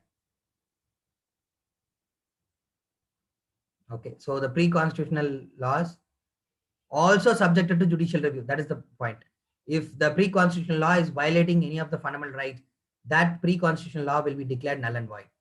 Not only the law created after constitution, the law that is created before constitution also will be subjected to judicial review. That's all. Okay, so I'll suggest make a summary. Article 13 says any law violating the fundamental right will be subjected to judicial review. Originally, Article 13 said constitutional amendment will not be subjected to judicial review, only law will be subjected to judicial review. But however, the advent of 1973 basic structure doctrine, now even the constitutional amendment is subjected to judicial review. What about pre-constitutional laws, laws created by the British for India before 1950? They also will be subjected to judicial review. If they are violating the fundamental rights, they will be subjected to nullification. That will be scrapped. Okay, the law will be scrapped. Okay, done. Any doubts in this? Then we have to discuss Article 14.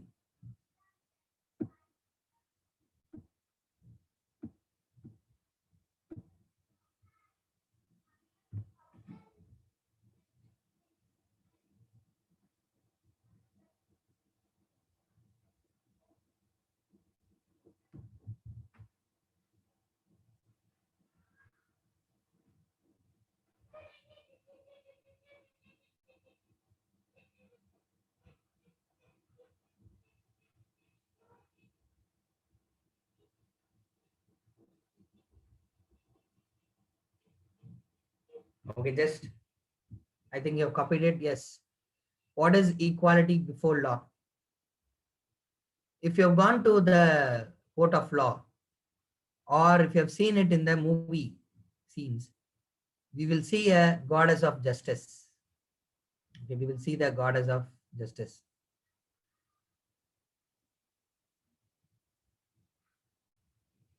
She will be wearing or her eyes would be covered with a black piece of cloth. Just a second.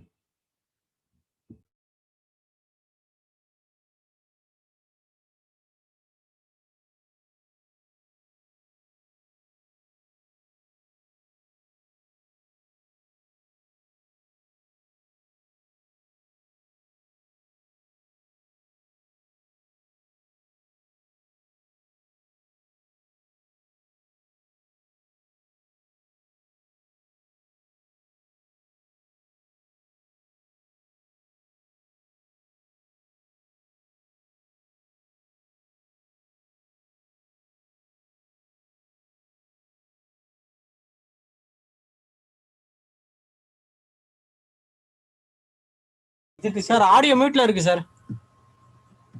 Okay. Now I think it's on. So now equality before law actually is explained by that statue. The statue would be blindfolded by a black piece of cloth. What is the meaning?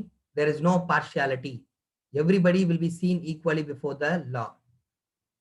Okay. If there is a differential treatment of different people, then it is not equality before law.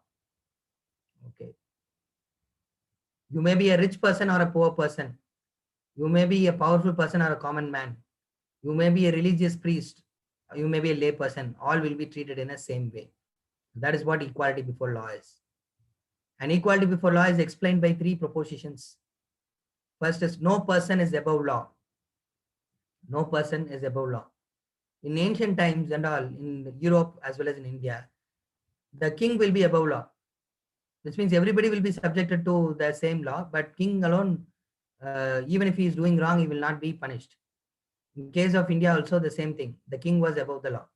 But in modern country where there is equality before law, Article 14 says even the President of India, Prime Minister of India, Chief Minister and the Governor will come under the same law which is applicable to the common man. Okay. Then next is no privileged section. In case of Europe, the clergy, the Christian priests were privileged group. They were enjoying everything in life. Okay, most precious things in life. No, they were enjoying everything. Now,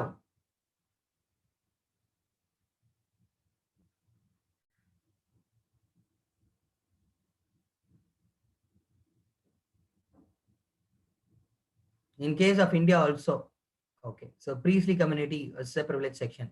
And who can become kings and queens? Only from Kshatriya community can become kings and queens. But right to equality says that there is no privileged section. All are placed equally before law. There is no privileged section. An equal subjection of law. So in Europe in medieval times, if a Catholic priest is doing a mistake, he will not be punished.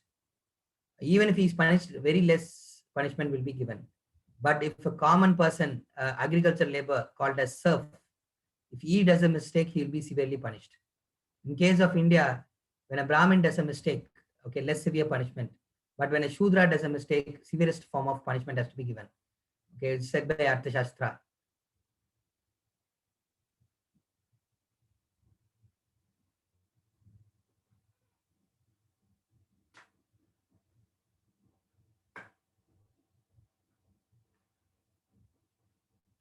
Now, yes, so it is differential punishment. You are giving different punishment for different groups of people, but for the same crime. But Article 14 says that there should be equal subjection of law. You cannot be having differential, different laws. There must be equal subjection of law. Now, Article 14, equality before law is negative in character. Okay, so this equality before law is negative in character. Now, you may be asking, sir, what are you saying it is negative in character?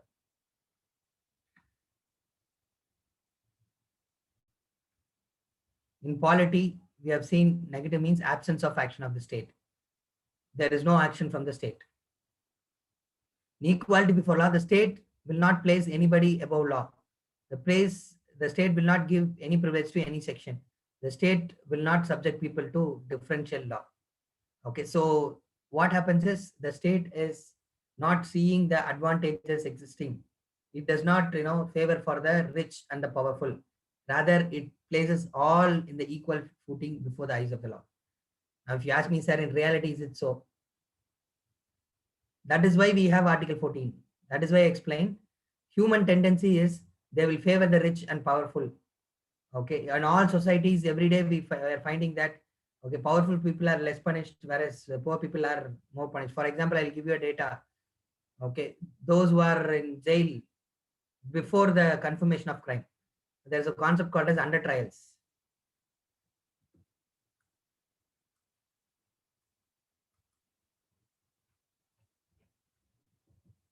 Okay, there is a concept called as under trials, meaning those who have been accused of crime but not confirmed of their crime, they are in jail. If you see, 60% of them either belongs to scheduled caste or the Muslims.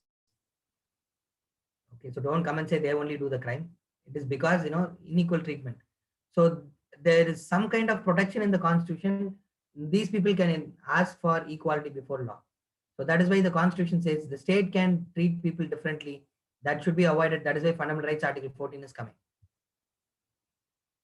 Yes, Gobi Jagan, you have raised your hand, you can speak. Sir, one query, sir. Yes. Sir, when we say equal treatment in front of law, even for president, prime minister, or chief minister, but they do have some legal procedures, and there are some process if we try to charge against them, right? So, like how it is like justified, sir? Because when we say equal treatment, it should be equal, right? So just like that, we should be able to proceed against them as well, right? Legal proceedings. But there are differences. Okay, yeah, there are differences. There are small exceptions only. Okay, there are small exceptions only. It is not complete exception. And remember, when we say equality before law, it doesn't mean identical treatment. It means similar treatment. I'll repeat, it is not identical treatment. It is similar treatment, meaning you cannot expect the president of India and a common man to be treated identically, exactly the same way. Since the president is the first citizen, okay, there must be some protection available to him, because everybody will go and file a case and arrest the president, no? So in order to have protection to help the president function independently, we'll have some protection. President will also be subjected to same law, provided the procedure is slightly different, in order to ensure they are functioning independently. Okay, so that is why right to equality, exact equality is not possible perfectly, but similar treatment is possible. Identical treatment is not possible, but similar treatment, that is what we are giving in the constitution. The constitution itself, now article 14 will be will be seeing exemptions to Indian constitution. You will see exemption to Indian constitution. In that we'll see why president and governors are exempted, to what extent they are exempted. Fine, that's a good question, very good. So now under trials, some 60% of them are from Muslim and SC community, which means that practically there is differential treatment. So to avoid this only, we are having this provision, article 14. Now, equal protection of law. If you follow equality before law only, it will result in continuance of existing inequalities. I'll repeat. If you merely follow only equality before law, it will result in continuance of existing inequalities. Supposing we already have an equal society, in that equal society, you are following equality before law, not a problem.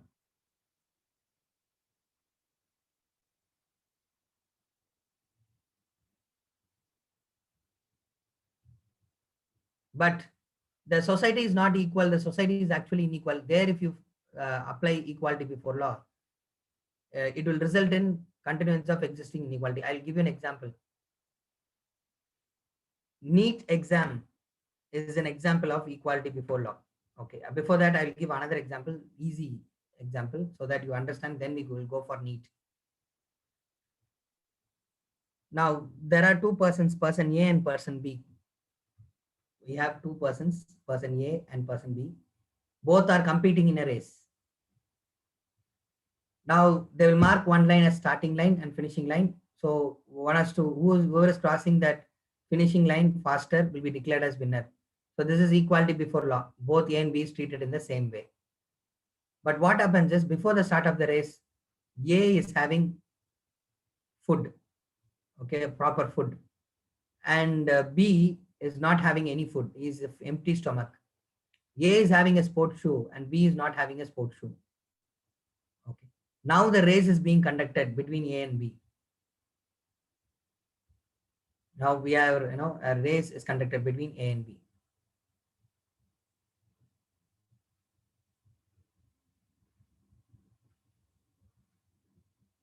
Who will win? Please answer me in the chat box. Who will win?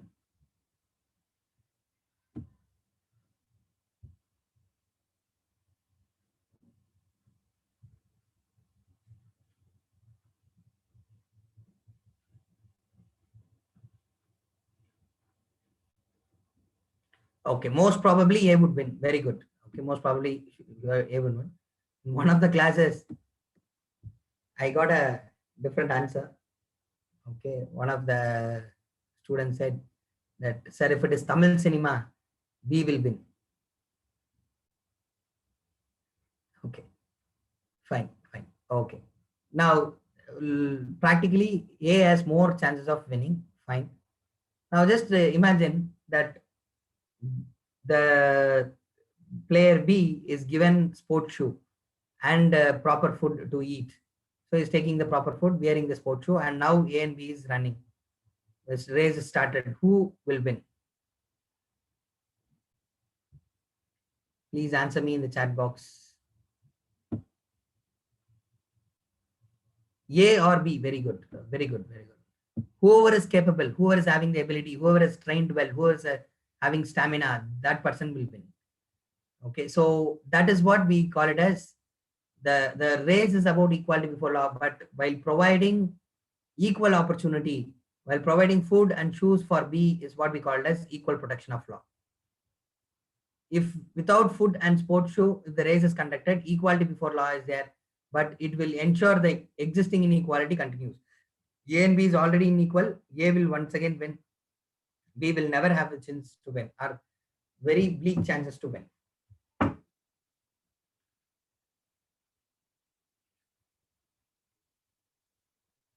So the state providing some benefits to the weaker sections is we called as equal protection of law. And it is positive. Why we are calling it as positive? Because there is some action. Giving the food and the shoes is the positive action. Okay, let us talk about the NEET examination. The NEET examination is an example of equality before law. Why? Irrespective of where you come from, which state you are, whether you are a foreigner or Indian, no matter, everybody can take up the NEET examination. Okay. But you are applying this NEET exam in an unequal situation, not an equal situation. As I told you, equality before law applied in equal situation, equal society. But equality before law in an unequal society will continue the existing inequalities. Okay. So NEET exam is applied in an unequal society. What is this unequal society? We have different standards of education.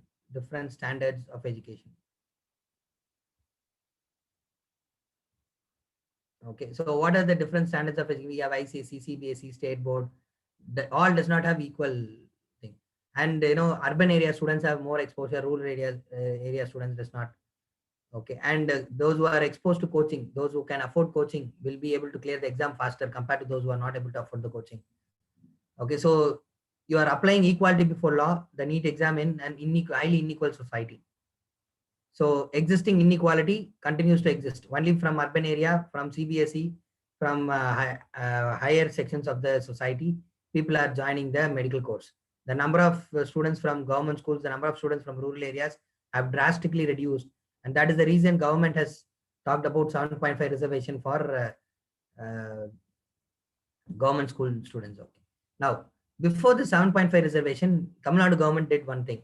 In order to ensure more number of students from Tamil Nadu is getting into NEET, they started coaching for across Tamil Nadu.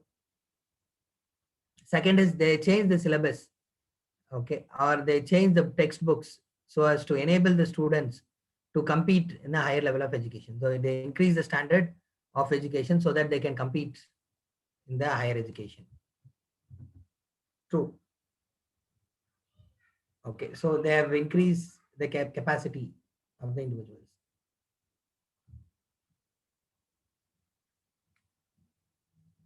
So that is what I have been telling. Even for they have consulted even private coaching centers. For example, NEET coaching centers, famous coaching centers, JEE coaching centers, UPSC for political science book, sociology book, and all. They have consulted with the UPSC coaching centers. In case of Tamil Nadu, they have consulted with Shankar IAS Academy staff also.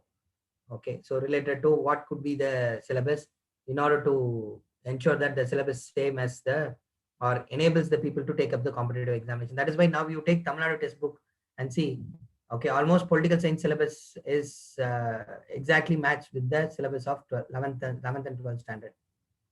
The content is also enough to write UPSC exam itself. Like that, you have increased the quality. Okay, so now this action of the state, like increasing the quality of the subject, quality of the standard of regional medium, and also providing coaching to the people, scholarship to the people. This has resulted increase in the Tamil Nadu students getting medical seats. Okay, so now this action of the state of changing the syllabus and giving coaching can be called as equal protection of law.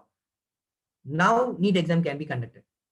So NEET exam only is a problem, but along with NEET exam, if you're providing equal opportunity for all to take up the NEET exam, that is equal protection of law, right to equality is ensured.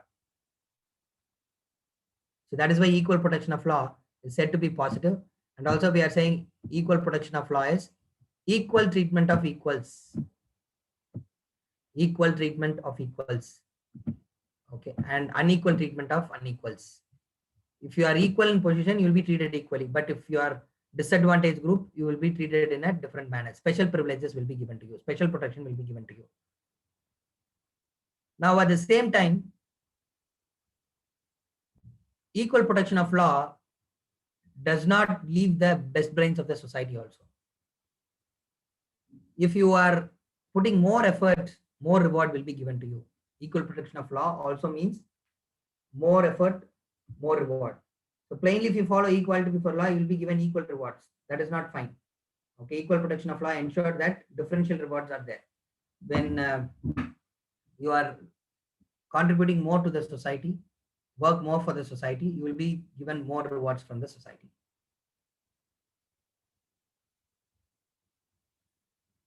Now, we have seen what will happen when equality before law alone is there. Equal protection of law is not practiced. Existing inequality would continue. What if the government concentrates only on equal protection of law? Okay, it does not follow equality before law. That is, it is giving all special protection to the weaker section, but it's not worried about equality before law. What happens? The best brains of the society will be affected, or those who are contributing well, those who are more of talented ability, they will be affected. So that is why Article 14 says that there must be a balance between equality before law and equal protection of law. Some people say that NEET only must be there. Okay, they forget the equal protection of law side. Some people say that NEET must be abolished. NEET shall not be conducted. They emphasize on equal protection of law, but leave the equality before law. But what is the best form of equality? Where equality is a coin with two faces. One is equality before law and another is equal protection of law. So that will ensure an exact right to equality situation in the society.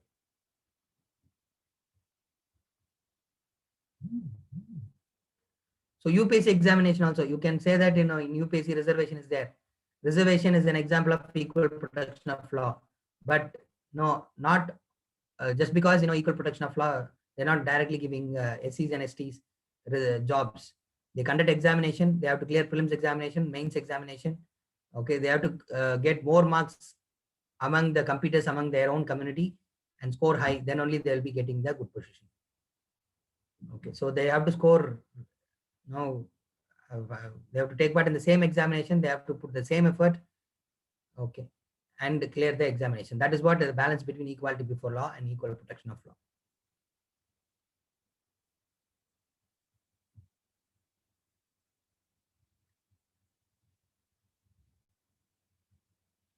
Okay, any doubts in this?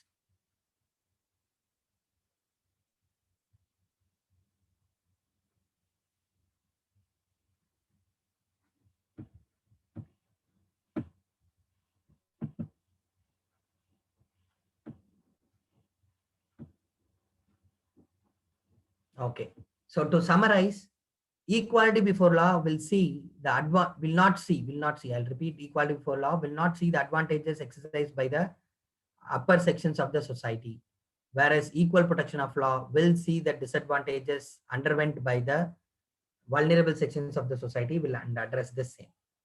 Okay, you can make note. Okay, I'll repeat it slowly.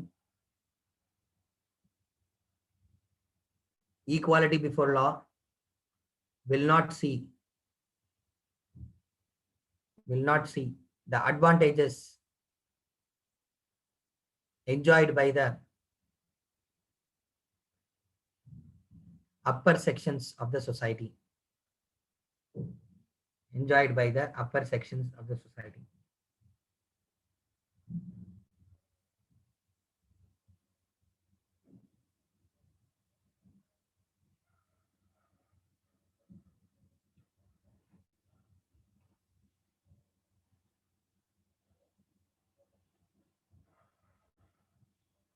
Okay, upper sections of the society.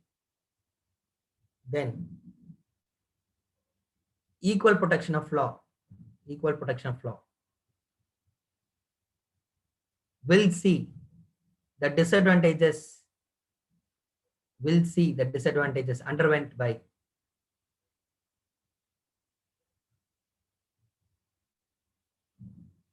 will see the disadvantages underwent by the vulnerable sections of the society. Vulnerable, vulnerable, vulnerable sections of the society. Vulnerable means affected parts of the society, and then address the same. So equal protection of law will see the disadvantages underwent by the vulnerable sections of the society and address the same.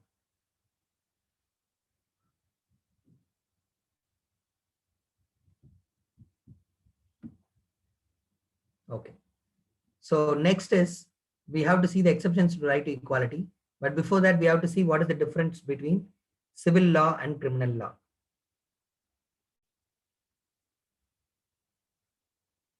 Okay, you can copy down the differences, then I will discuss.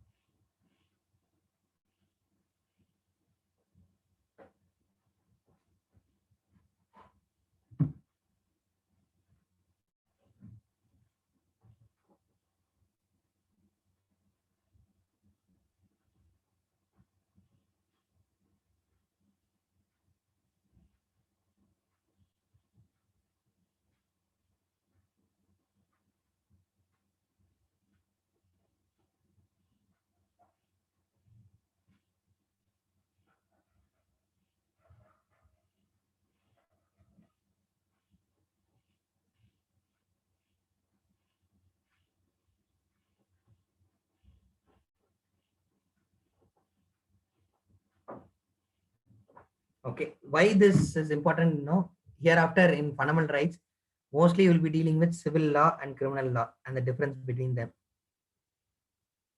Okay, civil law and criminal law, the difference between them. Based on that only you can understand the fundamental rights part. So that is why we have to see in detail the difference. They are not going to ask questions from this area, but this is important to understand.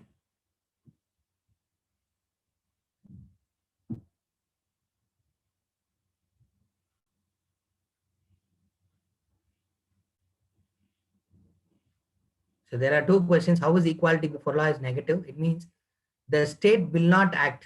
Negative in the sense it is not bad. Negative means absence of action of the state. In that sense, equality before law is negative.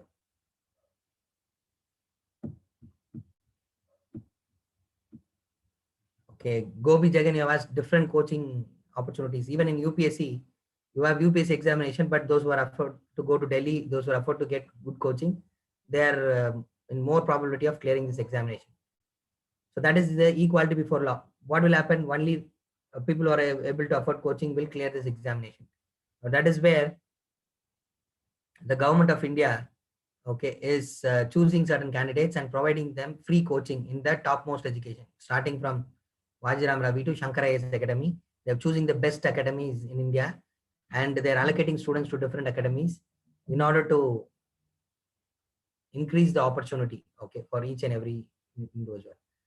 Okay, and it is done under the Ministry of Social Justice And this year I don't know the exact data, but last year around 600 students were sponsored by the government of India, government of Karnataka, government of Andhra Pradesh, okay, to pursue coaching in our institute. Fees is paid by the government itself. This is an example of equal protection of law. The government does it, it is equal protection of law.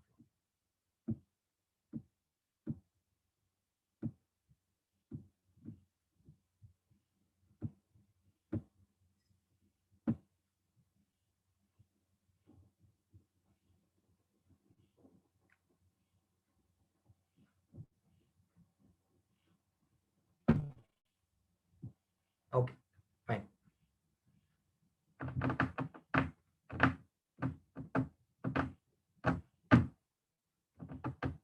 Shall we proceed?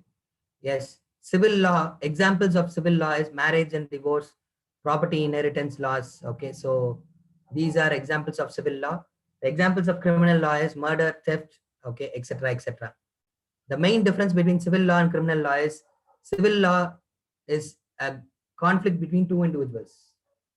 Okay, two citizens, no, when they're conflicting, their conflict is called as a civil law. Criminal law is act against society. When your act is not only a conflict with other individual, it disturbs the order in the society. When it disturbs the order in the society, it's called as act against the society, and it is a criminal act. Okay, now for example, murder, okay, is a criminal act. Why? Because if for every small thing, if people start to commit murder, what will happen? There will be no people left in this world. So there is no order, complete chaos in the society. So that is why murder should not be allowed. If murder is happening, it is a crime against the society.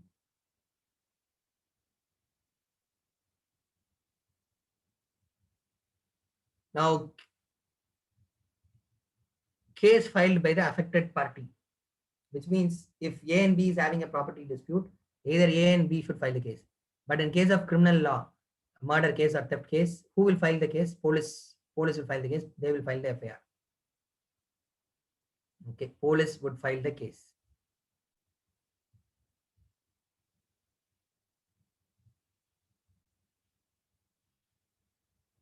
The case is filed by the police.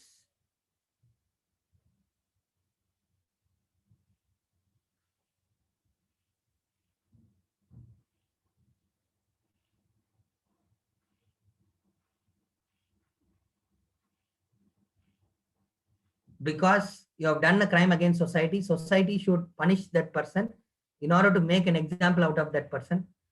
Okay, and also to ensure that he does not repeat the crime.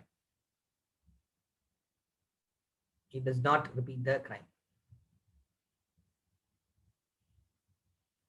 Then withdrawal of case is possible in civil case. Supposing if A and B is having a property dispute, they think that court is dragging the time, so they can ask the court that we are settling the matter outside the court. We will solve the problem ourselves. You please don't interfere. Okay, like that in civil case it is possible, but in criminal case it is not possible to withdraw the case. You must listen. In case of criminal case, even if the victim family doesn't want the case to happen, police will not agree. Police will continue the case. For example, C is killing D. Now C and D's parents are friends. So D's parents are saying, okay, since these people is known to us, we will leave C.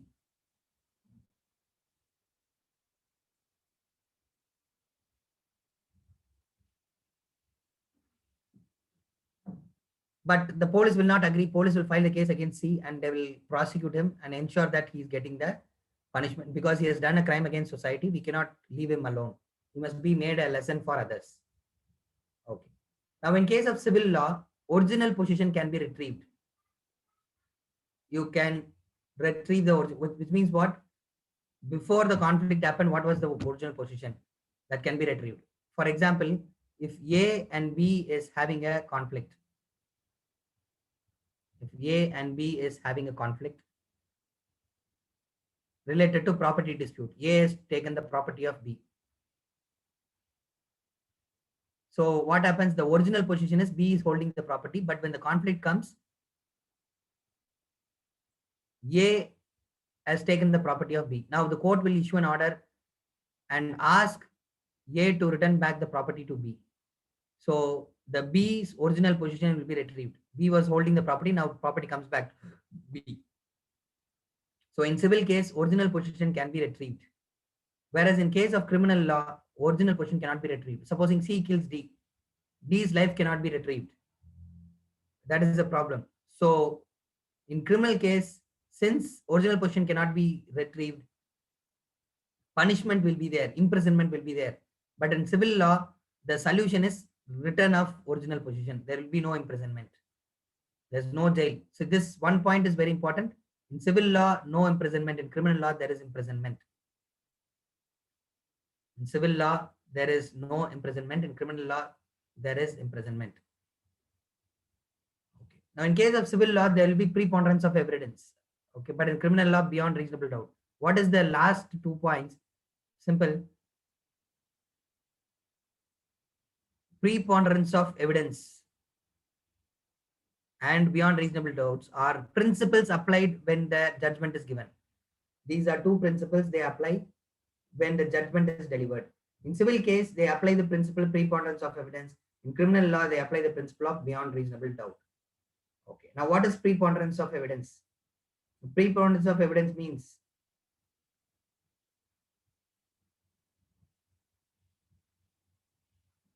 if 10 evidence has shown related to a case, property case between A and B, and that 9 evidence is showing that A only has taken the property of B, but 1 evidence is showing that A might not have taken the property of B. So the judiciary will give the judgment A only has taken the property, because most of the evidences is showing one direction. The word preponderance means mostly, predominantly. So most of it is, giving that evidence. And what is beyond reasonable doubt? Okay, in case of criminal cases, it is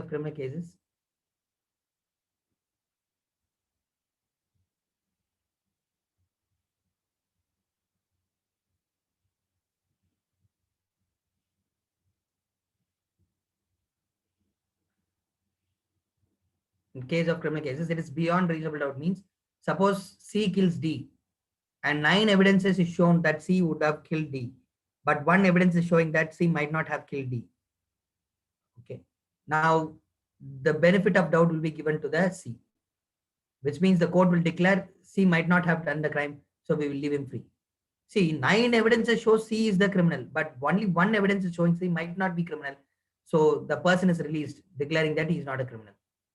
So the principle that is applied in criminal law is beyond reasonable doubt.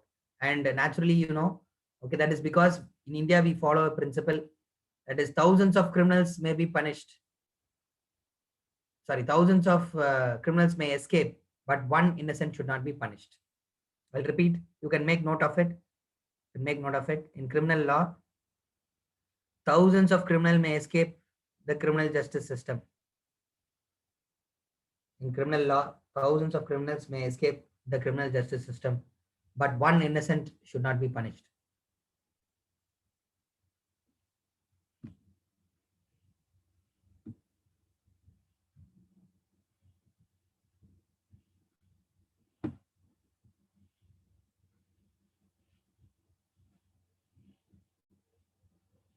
Okay. So those who are involved in riots,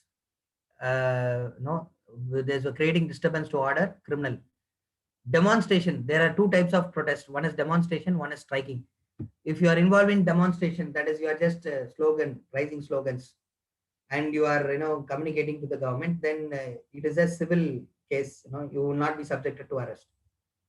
But if you are rioting, it is a criminal case. Cases can be filed against you for rioting, involving in violence, and the government can put you inside the prison.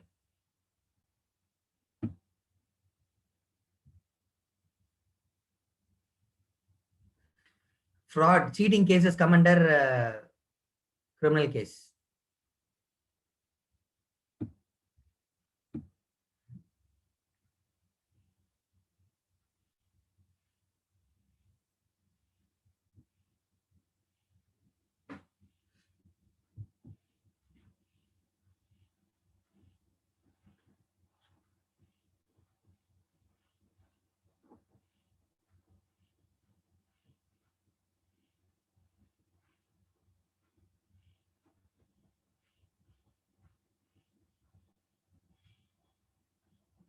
Any doubts here?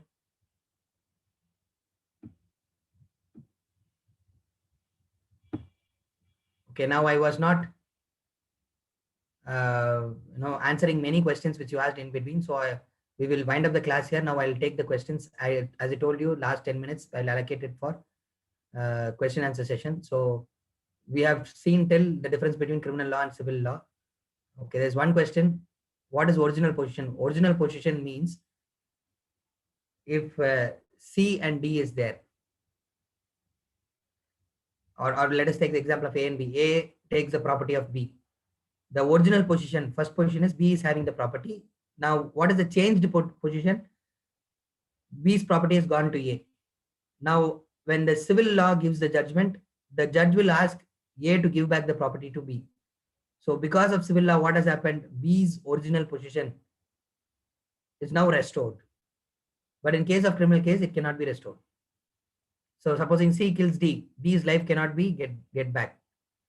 Okay, so that is why punishment is there for criminal cases. In case of civil case, there is no imprisonment. Yes, Kishore. Good evening, sir. One doubt regarding this OCA and PIO. You have told that OCA card holder, who are all eligible for it? Sir? Both are eligible, or some restrictions are there? Both PIO and OCI, both are eligible for OCI card. Then why we are finding the two different names, sir, in it? Why? No, sir. As you said, both are eligible for OCA card holder. Why we are finding a two different names? We can't combine it. No? No, we have very good. We have combined it in the year 2017 only. So before 2017, there were two different groups. Okay, we have combined it. As you said, we have combined it. Many of the polity books is still mentioning OCAs and PAOs, so you cannot get confused. That is why I talked about it, and I said 2017 we have combined both.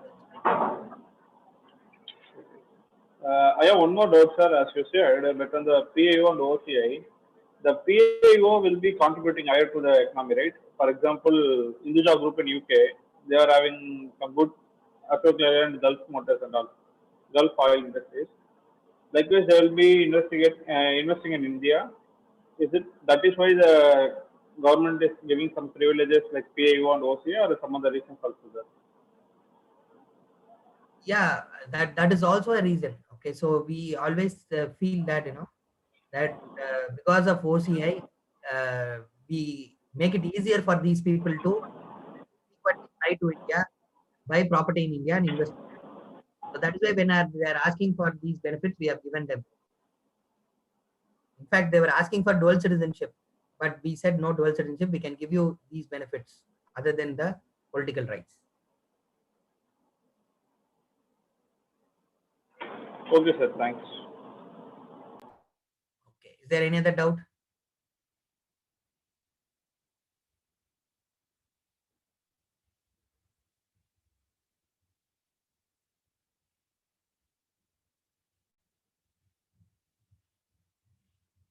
See, trafficking is a criminal act, whether it is a person or goods. Okay, trafficking is a criminal act. Okay, it amounts to theft from the society. Okay, so if you allow for trafficking, what will happen is markets cannot be controlled, market prices cannot be controlled properly, supply demand cannot be controlled properly. So it is an act against society. So trafficking in any sense is a criminal case.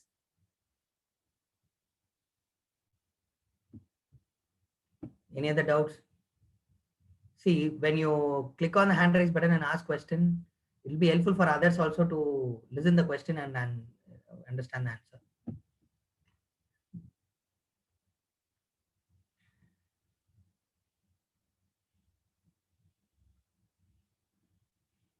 Yeah, you are right. Okay, in case of turmeric and other things, no, or theft also, original position can be returned. But here we are, we are seeing that the particular act is against society.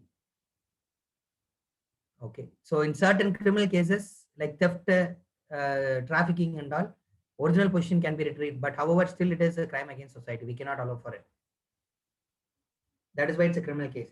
And who decides what is a criminal case, what is a civil case? It is decided by the parliament. It's decided by the parliament.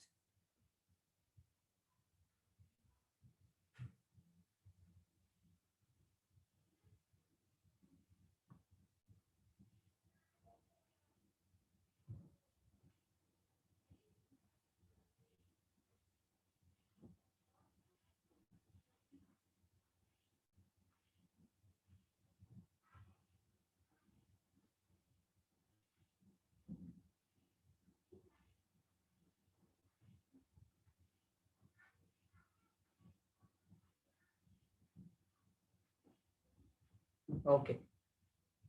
Is there any other question? Please click on the hand raise button and ask me the question.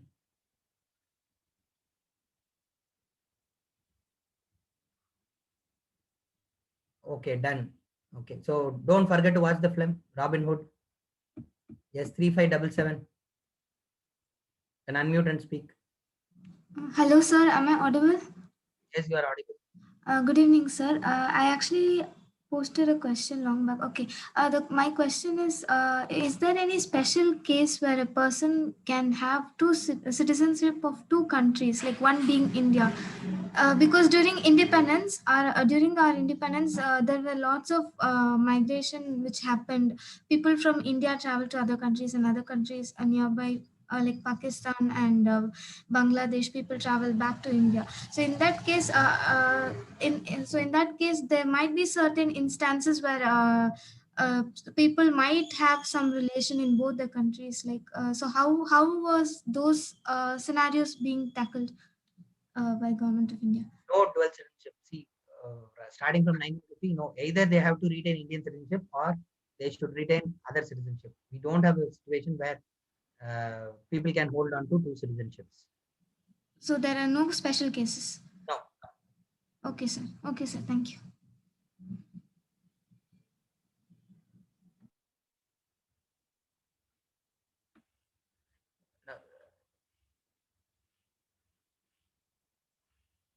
Those questions, sometimes I'm not answering that question because it will be a good question only, but it may deviate the class. Okay, so that is why I told I'll answer it in the last.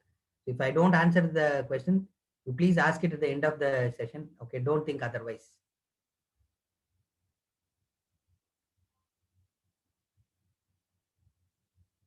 Okay, welcome.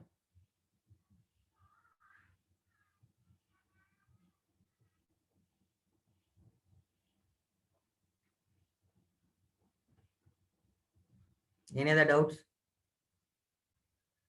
Okay, so don't forget to watch the film Robin Hood. You are going to give me the feedback review of the film. Okay, next class. Thank you all. Good night. Have a weekend. Good weekend.